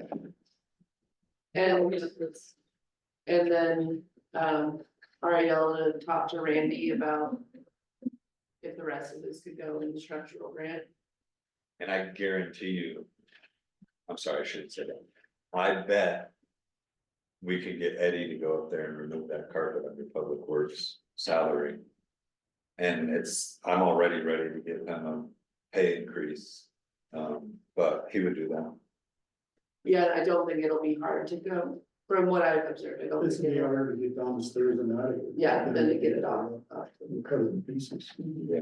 So maybe he could be approved to get supplies for removing the carpet, because I imagine if you're looking for Eddie. What kind of supply? I imagine you need like respirator, that kind of gear, We might have, there might be, I just wouldn't. So you don't want Jacob to do it, you want Eddie to do it?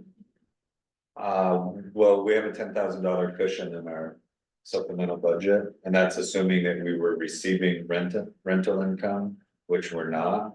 So it's probably a smaller cushion. So any dollars we can save is great, but only if that's appropriate, he's okay to do that. and this might be going on a spread out, is, if you, when you talk with Randy.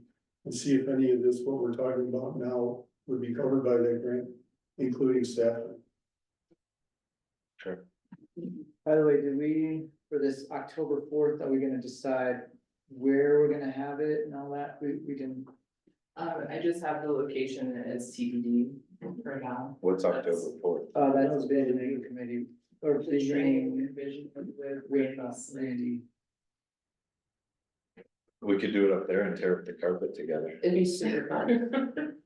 Sorry. So I have a question, if, like some of these supplies, if they're things that Public Works might already have in their own stock, to utilize those first. And if they're supplied, let's say a respiratory mask, would then become part of Public Works stock. So it's not really a one-time use deal, it's adding to. Yeah, they wouldn't have to get approved to purchase that if we don't have it, cause that would be in the budget. Under their, To tools, supplies, all that. so the direction is to ask Eddie to move forward The with, question is, do we wanna add extra hours for him? That would be what I would say, is not, or does it Cutting. have to be talking to Randy? I would go with Randy first, Sure. to see what's up. I don't know, I feel like we should get the carpet up. Yeah. And To see what's operate, like, I think we could maybe do both at the same time. You know, if Eddie can do it, then we can get, if he's got the hours to do it. Cause I think that's gonna really show us like, Can we make a motion to approve Eddie for 10 extra hours to do that? What's the ad now, 16? Yeah. Or 16? He's $16 an hour for only 20 hours. 30. I thought 30 was a temporary Oh, during his 4th of July oh, time. I thought both of them were doing 30.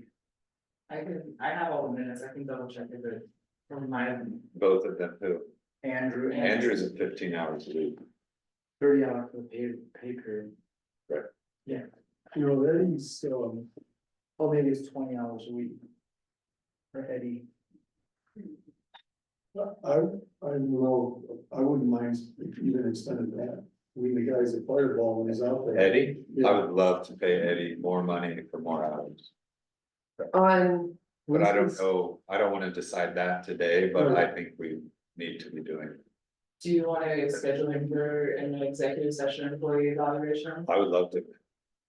Talk to Eddie in person. You do guys that, wanna pick a do date that on one. that and have that? Yeah, and I mean, we budgeted for a raise for him. Could we, sit down, take pen to paper first and figure out how far we could be able to go before we invite that Yes, executive session? sure.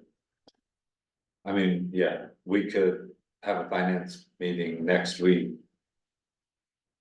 We oughta, and we could look at that and then decide this. Yeah. But in the short term, I feel like we could make a motion to approve Eddie for 15 extra hours to demo the carpet up there, A one-time fee or one time, more a week? one time. So I would second that motion, let's get it out of Yeah. there. I think 15 might be too much, but you I think it's too much, So the motion was to. but it's still a 30 cost. to use Eddie.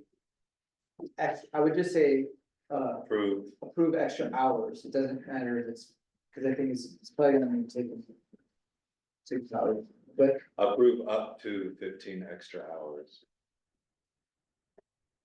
He's also gonna need to haul it to the dump hopefully it'll, to remove the carpet and haul it. but I would say that he can also, they could do other dump runs as well, they don't have to just do the shop. You know, they should combine it with other things. Yeah. Keep it efficient. So we had a first and second. We're in discussion.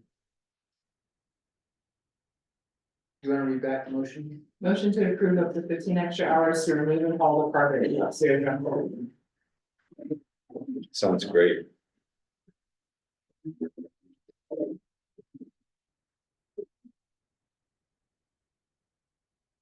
As soon as possible. And then, but I would like something, you know, like, I don't think they should just take carpet to the dump on its own.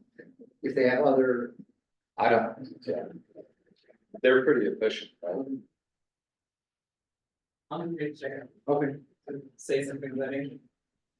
The crowd, if they don't, then the well house, pump house ends up being the temporary dumping ground and it was pretty bad at it.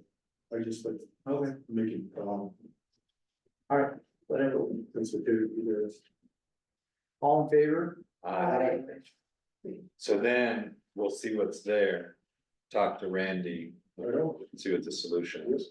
Do you wanna go ahead and schedule a finance committee meeting for next week? Or do you wanna send out an email, I don't know, do you wanna send out an email or something? We could schedule, Cause if we do it now, then. it's kind of best to include Kim and. I'd like to make an opportunity to look at my schedule. Well, I'll send it in. Now we have, Lori's Woods. You wanna keep going with your report? Yeah, sorry, yeah, my next appendix is about Tea Road Brewing, they've submitted a request to have live music on their patio. This is just how it's been done in the past, they just filled out an event form and given it to the board. And just mostly just to let you know that that's happening, but if you would like to make a formal decision on that. The only thing I would say is like, we approve it, and then if they get complaints, then we're kind of held responsible for approving them.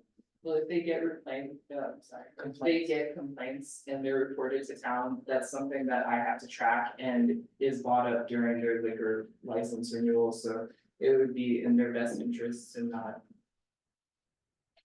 Yeah. Last time we approved their liquor license renewal, Allison was here.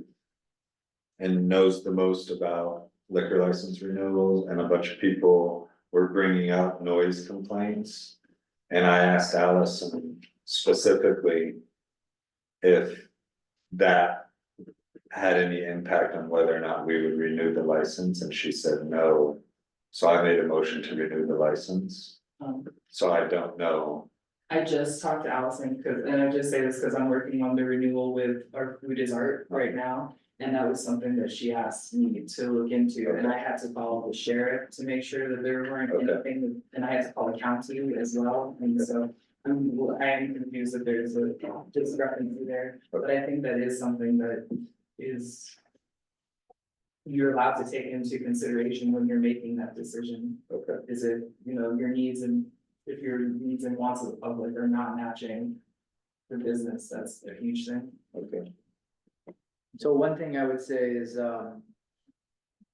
it's better that they have something after Saturday night energy fair because people tend to just wander and have nowhere to go. So I've always kind of thought that having an event after the energy fair is really a smart move. I think there was one night when when they didn't have one and it turned into everybody just kind of hanging out in the parks. Oh yeah, everyone was in the park until like 11 or 12 with drumming, and I was working at T at the time, and I got complaints about the drumming, right? It wasn't us. So it's better if we have a place for people to go, kind of like an after party, but.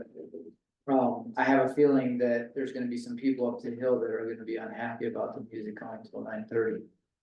Saturday night, That's what everybody kind of agreed with, isn't that right? Is what? The time to cut the events. Well, the events are gonna be cut off at 7. So energy fair is done at 7, right? Yeah. Or 7:30, somewhere in there. I would be happy to assume responsibility for approving that. I make a motion, we approve their Okay. town property usage. This is what they filled out in the past, they were just asked to fill out. It's this more is like our an event. event. Yeah, I make a motion, we approve a special event with live music on the patio until 9:30 on September 14th. Is there a second?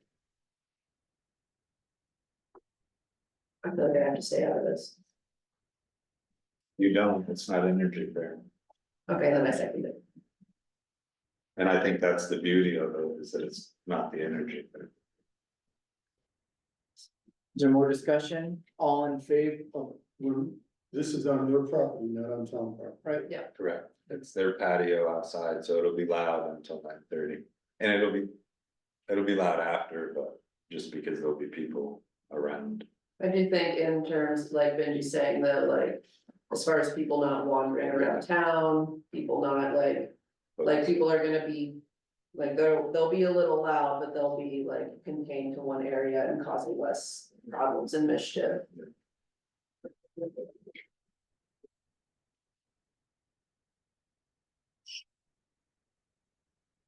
I mean, I think we should, no matter what, if you get complaints, should kind of go into a file that we, you know. Only so that, you know, we minimize. This, you know, this kind of late event, I think this is something that people have complained about in the past, and we have to be really careful. absolutely, if there's any complaints, I'll document it and put it in their file, and just sort of all of it, and they'll get filed accordingly. To, if it's a specific place, or if it's public works, or whatever. They're also having an after party inside from 9:30 to 11:30, so.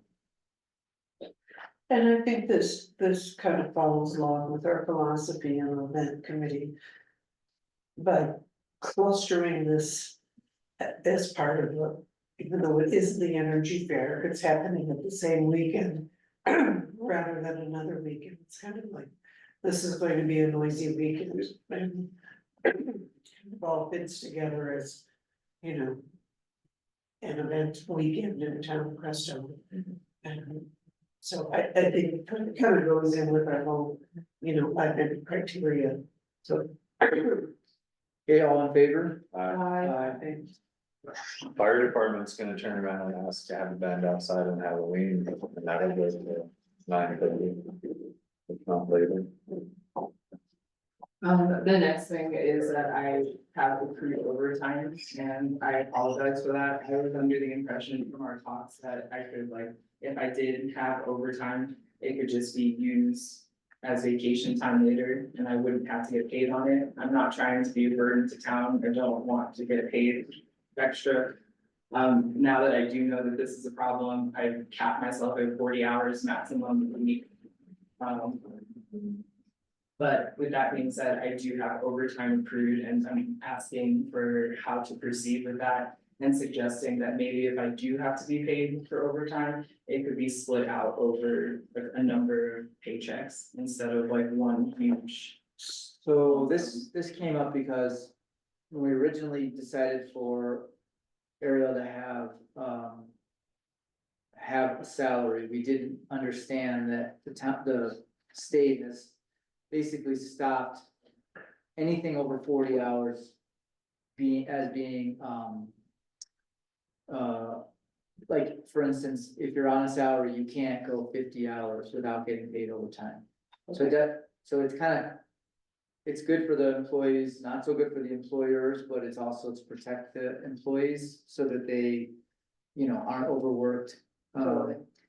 But if she was doing hourly anyways, she would be getting paid overtime. Yeah. But we do, because she's on a salary, we have to figure out do we take if she gets paid overtime, how do we figure out how much she gets paid overtime? It's usually time and a half. In other words, if she only worked 30 hours, she would get paid more hourly because she's on a salary. She's getting paid 40 hours, it comes to like, what, 25.80 is what we, Yeah, and my understanding, and I apologize for the misunderstanding, was that some weeks would be heftier, like last week, trying to get together and the agenda. I needed more than 40 hours, and some weeks I don't need 40 hours, so I thought it would all just kind of. and I said that, when it comes to like a few hours over or a few hours under, then it would balance out, and she can kind of keep track of that on her own. But if it's becoming 30 hours overtime, that's a lot 30 hours overtime? But it was over the course of a month. 2 or 3 pay periods. Yeah, we can't do that. No, normally we wouldn't, but she has worked it. Okay. She has already worked the 30 hours over 3 pay periods. Not knowing that it was, So is anyone proposing that then we pay 30 hours at time and a half? well, that's what she would normally get paid. Okay, but I really didn't want to be in this position at all, honestly. Yeah, whatever you guys think is fair, like I said, I don't wanna be burdened, so like. Just pay me time and a half or not, and if you spread it out, I think it wouldn't be so. I think that we signed an agreement to say this is how much we would pay. And we were all communicated with, including Ariel, that that's how much we would pay. And some weeks might be more, and some weeks might be less than the hours, which I'm pretty sure I was like. Not into, because I like that clear agreement of how many hours are expected and willing. But what I'm trying to say is, even if we had given her a raise up to a certain point, say it was 26,000, Then we're gonna, and she still worked overtime, she ought not be working overtime. right? We can't pay overtime. Right. We can't pay, even if we paid you half of, instead of 1.5. If overtime hours were like, let's pay half of her regular, we can't do that. It's not in our. So there's a thing in the state law, if you get paid a certain amount, I think it's $55,000 a year, which she's under that. It's called it's like comping, and basically it was for elected officials and their clerks. Because what happens during election times is that they end up working a lot more time. During that time, and then they can cut back after elections and whatnot, so the idea was that. That they would be compensated for the extra time by cutting back on other times, so you worked 50 hours over here, and you worked 30 hours over here. And it was a way of kind of like And you don't have to pay adjust overtime, that, and you don't pay over. but they have to But make 55. you have to make I'd 55, rather pay her 55 than a single overtime. Amount. Cause that's gonna add up way more. well, what that little bit, $2,500 is basically. might be the Months of difference. overtime. What does that mean? But she's not gonna do overtime anymore. So if we pay her the overtime for the work that she's done. Even it out at about 55. And then she will stick to the 40 hours. If she goes over an hour or two here, she can. Not according to the law. Oh, if we According- get to 55. If we get to 55, according to the law, there is that thing called compensation. or Okay, but if we- comp employee. If you're just suggesting If you're just suggesting that we pay the overtime hours, if that gets over 55, does the comp apply? I don't know. Okay, so we can either pay her the overtime hours and say never work another overtime hour again, or we could say we'll pay you 55 and you're comping all year. And I would look mean that up raise- because I don't know if it's. Raise the salary. Raise the salary. And what is the what did we put the salary at? 52.50. Okay, 53-ish. and how many overtime hours do you have, Ariel? I have 30 that were accrued over 3 pay periods, Okay, and and I can promise So to never 30. work more than 40 every time. and when we break down your hourly, what does it come, like if we take the Would be, salary? if it was 40 hours, it'd be 25.80. Okay, and so we would, So say it was 26, so 13 plus 20. So- 26, what is time and a half would be $39. 39. So So it's 1100. yeah, it will like do, I mean, we have to. Ariel's already worked the hours, so we do have to compensate her for those hours. But yeah, do we pay $11.70 or do we, and never get overtime again, Yeah, or do we get overtime? With that, Could we swap vacation? Well, that's kind of comping.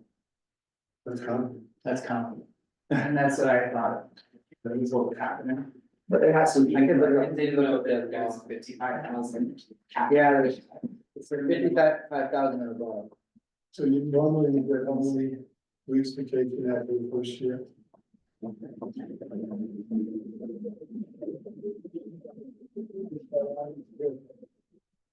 It was by hours worked, so. An additional week's paid vacation. That was what I was hoping would happen, I'd rather have like time to go home for Thanksgiving rather than. I'm just thinking what I would like. Yeah. I'm so selfish that I. No, that's what You already get some vacation.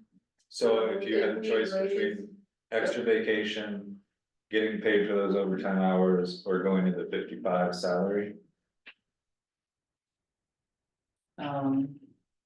I would say vacation hours or going to the 55 salary, just so that I could have the flexibility of some months. Which she's gonna need all year. And she can say, I'll never work overtime again, but I guarantee she's also gonna come back and say, sorry, I couldn't get it done, cause y'all won't pay me overtime. I'll tell you, I mean, but we would have to do the 55 to be able to give her the vacation, it's been, if it's a comp, Okay. but then it kind of works out.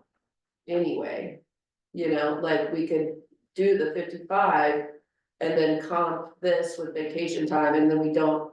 But I don't wanna do the 55. Are you saying if we do the 55 and every time she works overtime hours, we have to give her extra vacation time? I mean, we I have to go. thought it to was that some- she could do less some week and more the other. I think that it can work out like that too. That's the only way I would wanna do it. Okay, But those might be questions we don't really know the answers to. Even if you sit there. and- it's been a nice secure feeling knowing that you've been there.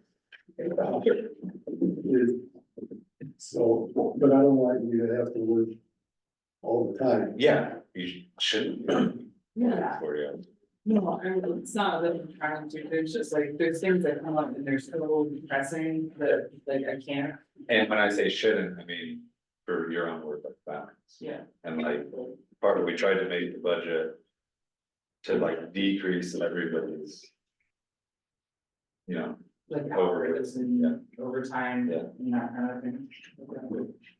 so people don't burn. And they don't. Take the word. Yeah, and leave you guys in the mess that was before where you don't have access or. Yeah.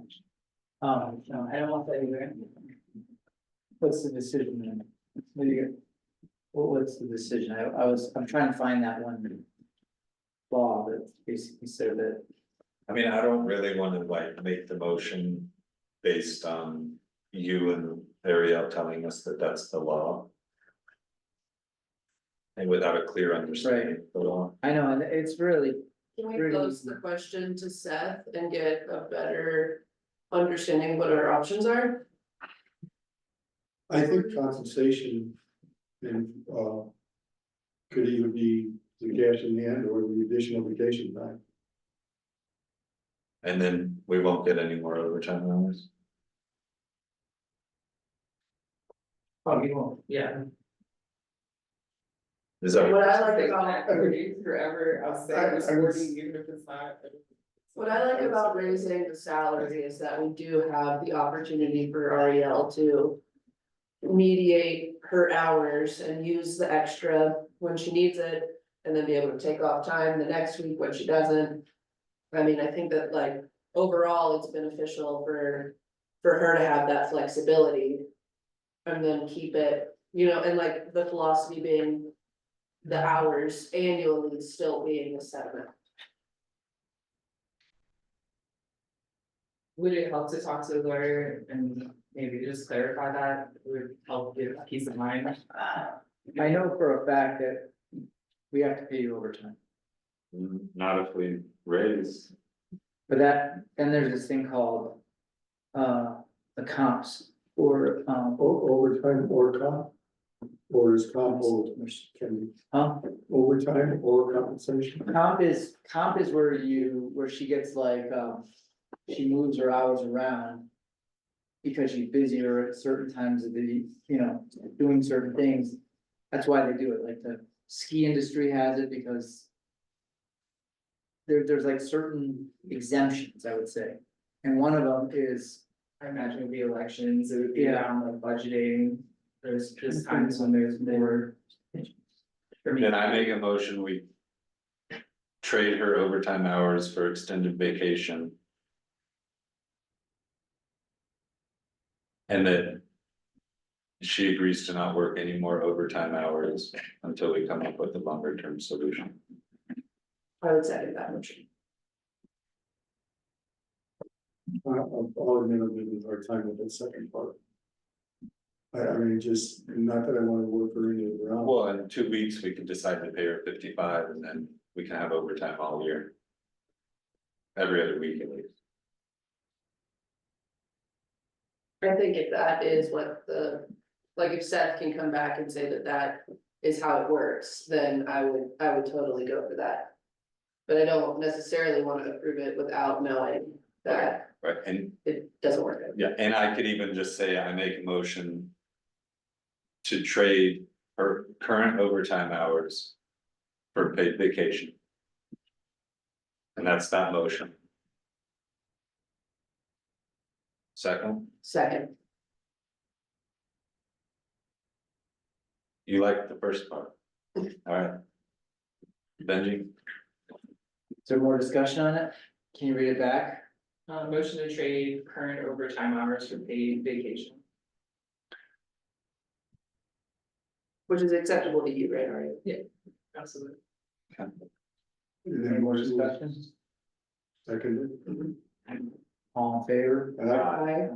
and then I would hope we can direct Ariel to not work any more overtime hours until we come up with a longer term solution. So that's just a direction. Sound all right? Sound all right? That sounds good to me, and thank you, and I apologize. It's not your fault. Thanks for everything you do. Yes, thank you for being I just have a few more things, I've been talking with, some of the employees over at the Baca Grande POA. And I think there's ways that we could collaborate more, as trustees and as employees and share resources.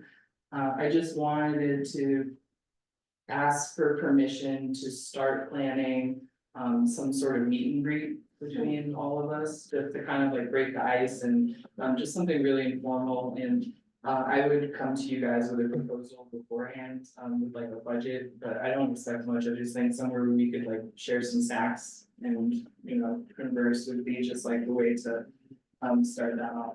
Sounds awesome. I love that. That sounds okay to me, guys. I will start working on that. Deanna Wilfong reached out. She wanted to make sure that it was okay for her to do trunk or treat again, in town.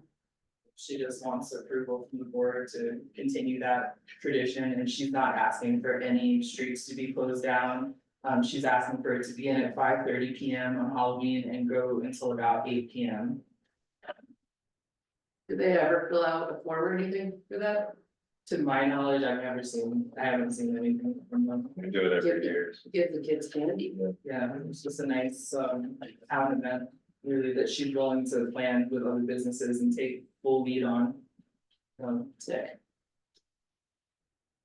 A big one, in my appendix D is, a request for a new phone system. We did have a motion to purchase a new phone system, which I did, but then it came to my attention that we're all a liability for town using our personal cell phones to conduct town business.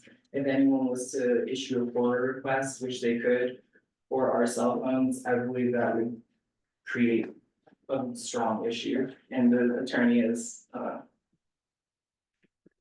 collaborated on that as well. So I propose for us to use this voice over internet protocol. Essentially Vonage would supply us with 5 phone lines, 5 extensions, so we could have numbers for each department. So that phone calls would go specifically to department instead of having to be funded necessarily via the office assistant or clerk. Everyone will be able to access this phone from their computer, from their phone as an app, or from the physical phone in the office. And all of the information will be stored in one place, so if someone was to request our information or communications, we could easily supply it and not have to go to their personal cell phones. It's a little bit pricey for sure, but I believe that it'll offset its cost in the end. The most of the price is the startup, it's about 680, within about 180 a month pricing after that. But you would be getting rid of your consolidated communications bill, plus you wouldn't necessarily have to pay a stipend to your employees for phone use, because they would be using your phone system. So that would eliminate Brent and Kim's phone stipend as well. What is their phone stipend right now? It's $100 to Brent per month, and then it's $20 to Kim as of last month. Okay, so if we, and this 181 is the monthly rate. That's your monthly price. Okay, so if we. Whatever, $60 more a year after we take the stipends off. Plus, I didn't have the information on your consolidated bill, to know how much that is per month, but there would be savings from that, because you would be paying for landline. Wasn't there some connection between the water distribution system and emergency contact with Brent? Added to his phone, and that's why it got as high as it did. What I understood was he has some sort of emergency line that makes him able to make calls in multiple areas that other people wouldn't necessarily have service. Which he actually gets a discount on his cell phone bill for that, so they shouldn't be paying more for that. If that's first net, That's what I understood. yeah, too. he pays less. Cutting that payment to his phone. Will we be cutting off that service? He would still have the service. I don't know that you would have access to him utilizing it on your behalf. Yeah, he wants I think, the point you're making, I think is true. I think Brent's gonna want us to pay for his phone. Regardless, Yeah. because his point is that he's out in the field and can use his phone out in the field, and we should be paying for it. And if he's using his phone to access this system, then he's gonna want us to pay for it. So we're still stuck with that. Probably, I think he'll want that. I just can't believe y'all approved $100. At But the time, it seemed to make sense. I don't know about now. The other I thing mean, is, his phone bill is probably do we keep the same $50 numbers? a month. Like No, the two? it would be your number. So the only thing I would say, even though. I just feel like those numbers we've had for a long time as landline numbers. and I know that, and I would hate to lose them, plus. You know, we should have one landline at least in this place. Cause the internet isn't always on, you know, sometimes you have the internet go down and you still. You know, for emergency reasons or whatever, it'd be good to have a landline going. The only advantage I see to this is that. Right now. People could. Cora request. Anybody's phone is being used. For town business. And if someone or requested, for example, my phone, where I have, you know, personal and business conversations. I don't know how you would possibly go through, like, even my text with the mayor is like, how would I determine what was like business versus. You know, and I don't want my cell phone opened up to that kind of scrutiny, really. That's a nice one.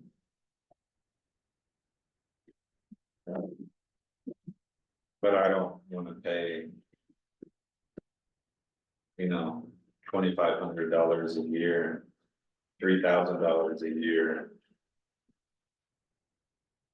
For that, that. I would rather than just not use their phones.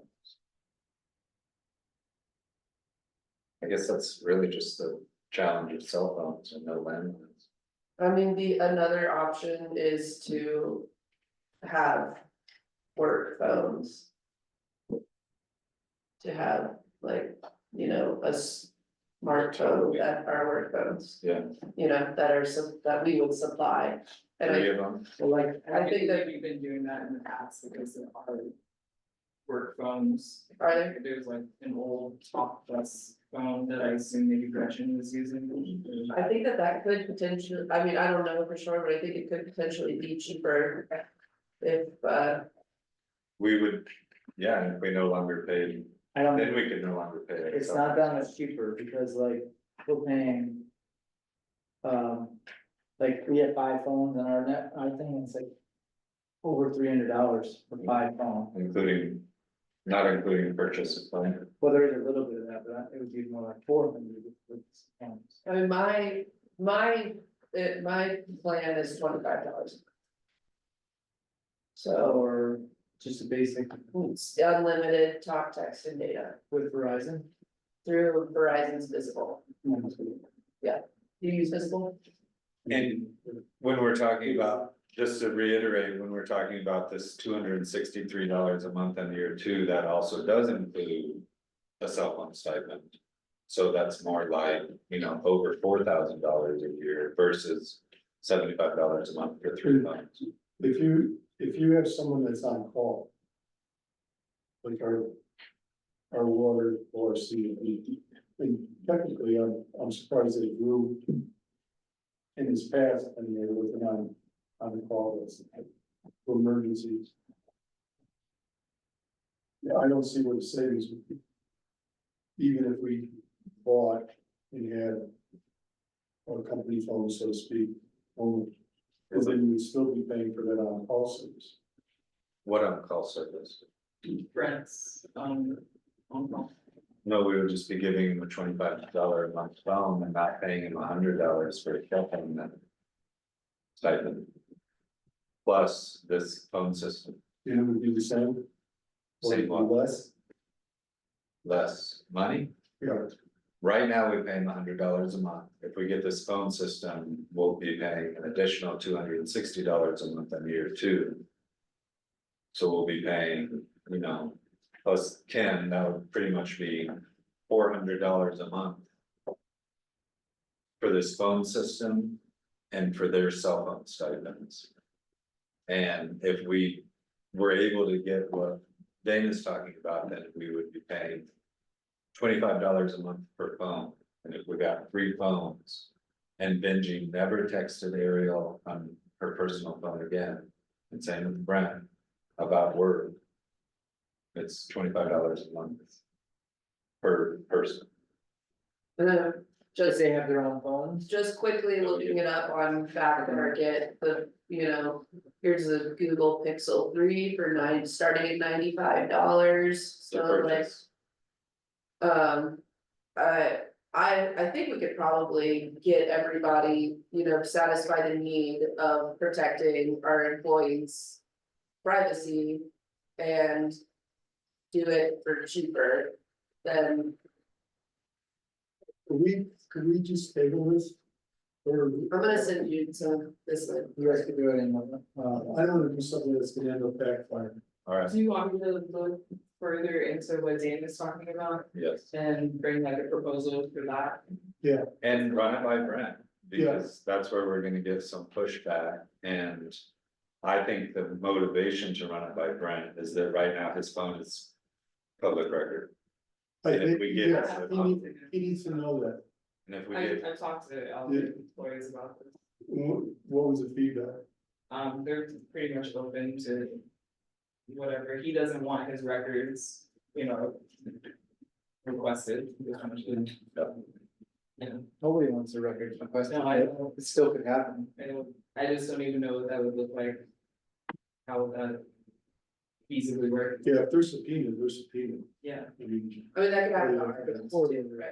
yeah, But Cora is different than, I don't know, the court order. In other words, it can, the lawyer has asked that you. Like, just do business on your town emails. right, Right, and that's public record. right. Yeah. Okay, that's where this conversation kind of stemmed, and you mentioned that it also, But I would say you and me texting about town hall is not open to public record, but if we included Dennis, it would. gotcha, That's how I understand, that would be my understanding too, and then it would be a meeting. but you texting with Ariel would be. public let's, record. let's do a little more research and table it for the next meeting, and you guys can do, I just sent seems you a like you have a message good about, opinion about it, but you should about maybe it. get a bit more understanding of what. Okay. And you guys can make.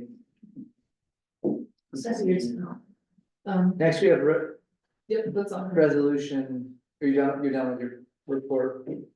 Next, we have resolution 006-2004, resolution of the Board of Trustees of the Town of Preston, accepting the resignation of the trustee declaring a vacancy.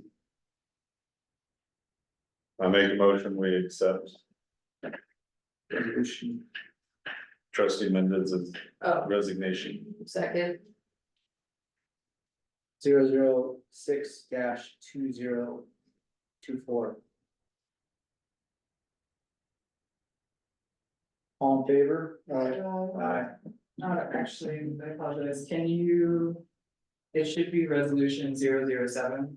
Okay, Can we make that? well, you'll change it? Yes. Okay. As amended, I guess. To 007-2004. Next, we have. Ordinance number, wait, this is, yeah, model traffic code. Do we need the lawyer for this one? Yeah, you're under attorney's report Oh, right now. operation of golf carts? yes, but that'll come on. Here it says it under, it's twice. So you have it under new business and you have it under attorney report. Yeah, from what I come to understand, even if you're making motions of your reports, it has to be an agenda item, so that I can tie the motion to your agenda item, so that's why I think it showed up twice. Okay, so let's also he was serving on San Luis Valley Council of Governments.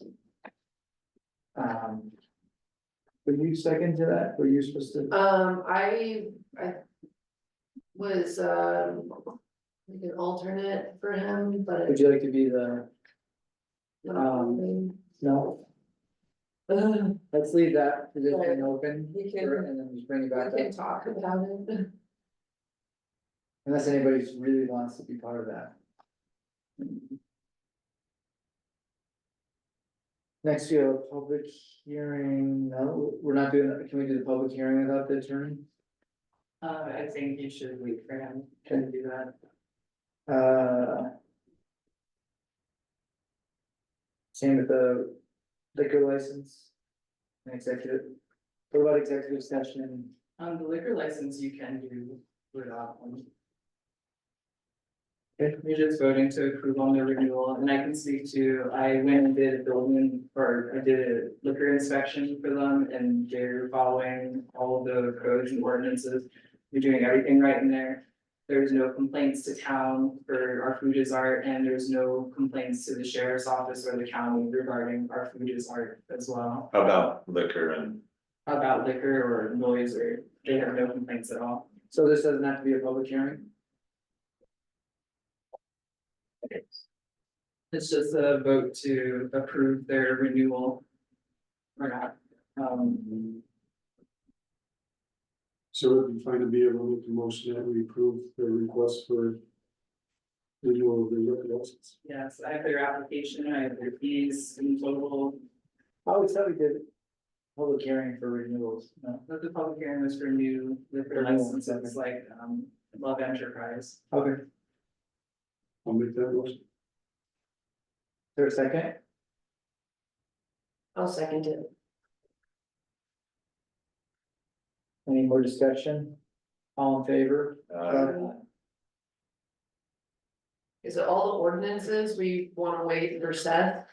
Is that, I was wondering if we wanna go back and do an executive session for personnel matters right now, or we wanna wait till later. I don't care if we do it now. We'll be busy later. If you wanna do it now, I have the CRS code. Yeah.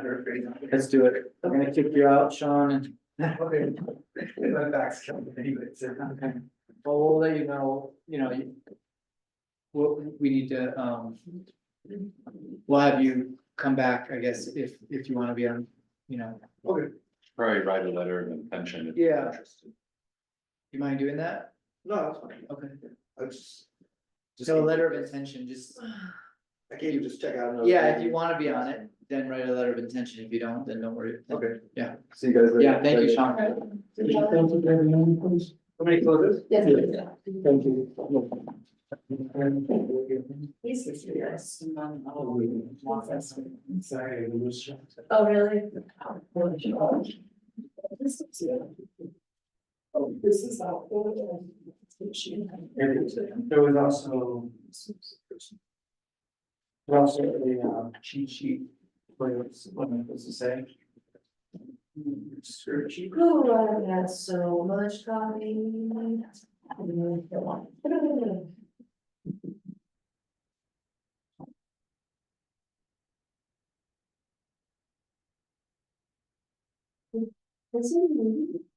For a bit. It'll be back. Send some paper. Yeah.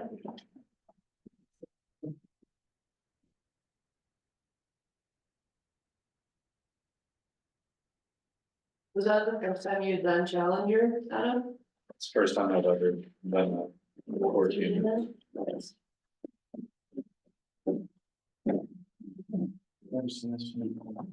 Yeah, if I go back up and see what it is. I haven't done, the 14 years I had. Like a, I wanted to kick Carson. As well. Yeah, I've done, it's like, I guess I just know my limit. Yeah, yeah. Yeah, the ridge to Kit Carson looks pretty fun and exposed. I would say exposed and not fun. Yeah, I mean, even when I eyeballed the ridge to Challenger, I was like, oh, I can't do that. yeah, And then I did it, but I could go down on that other side and not have to. go down the way, you didn't go down the way you. No, I mean, I could go up the ridge, but down a little bit. Oh, I So I see, wasn't like up on there, I see, yeah, cause that's not my jam. yeah, And I was like, I mean, I was destroyed, yeah. like, so exhausted. Did y'all go to the lake and camp and then do the summit? I was destroyed at the lake. we're just gonna take a 5-minute break before then Can we we stop that stop the recording. or even? Are you going to? We're gonna take a 5-minute break, is that what it's? Yeah.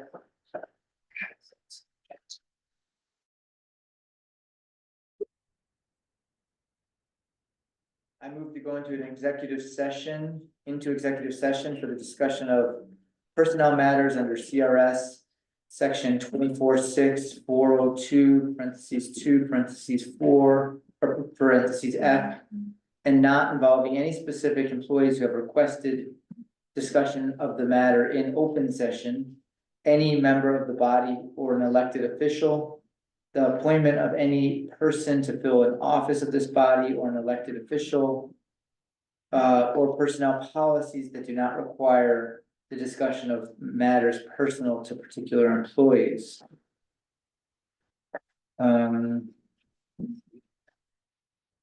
Is there a second? Discussion, all in favor? Aye.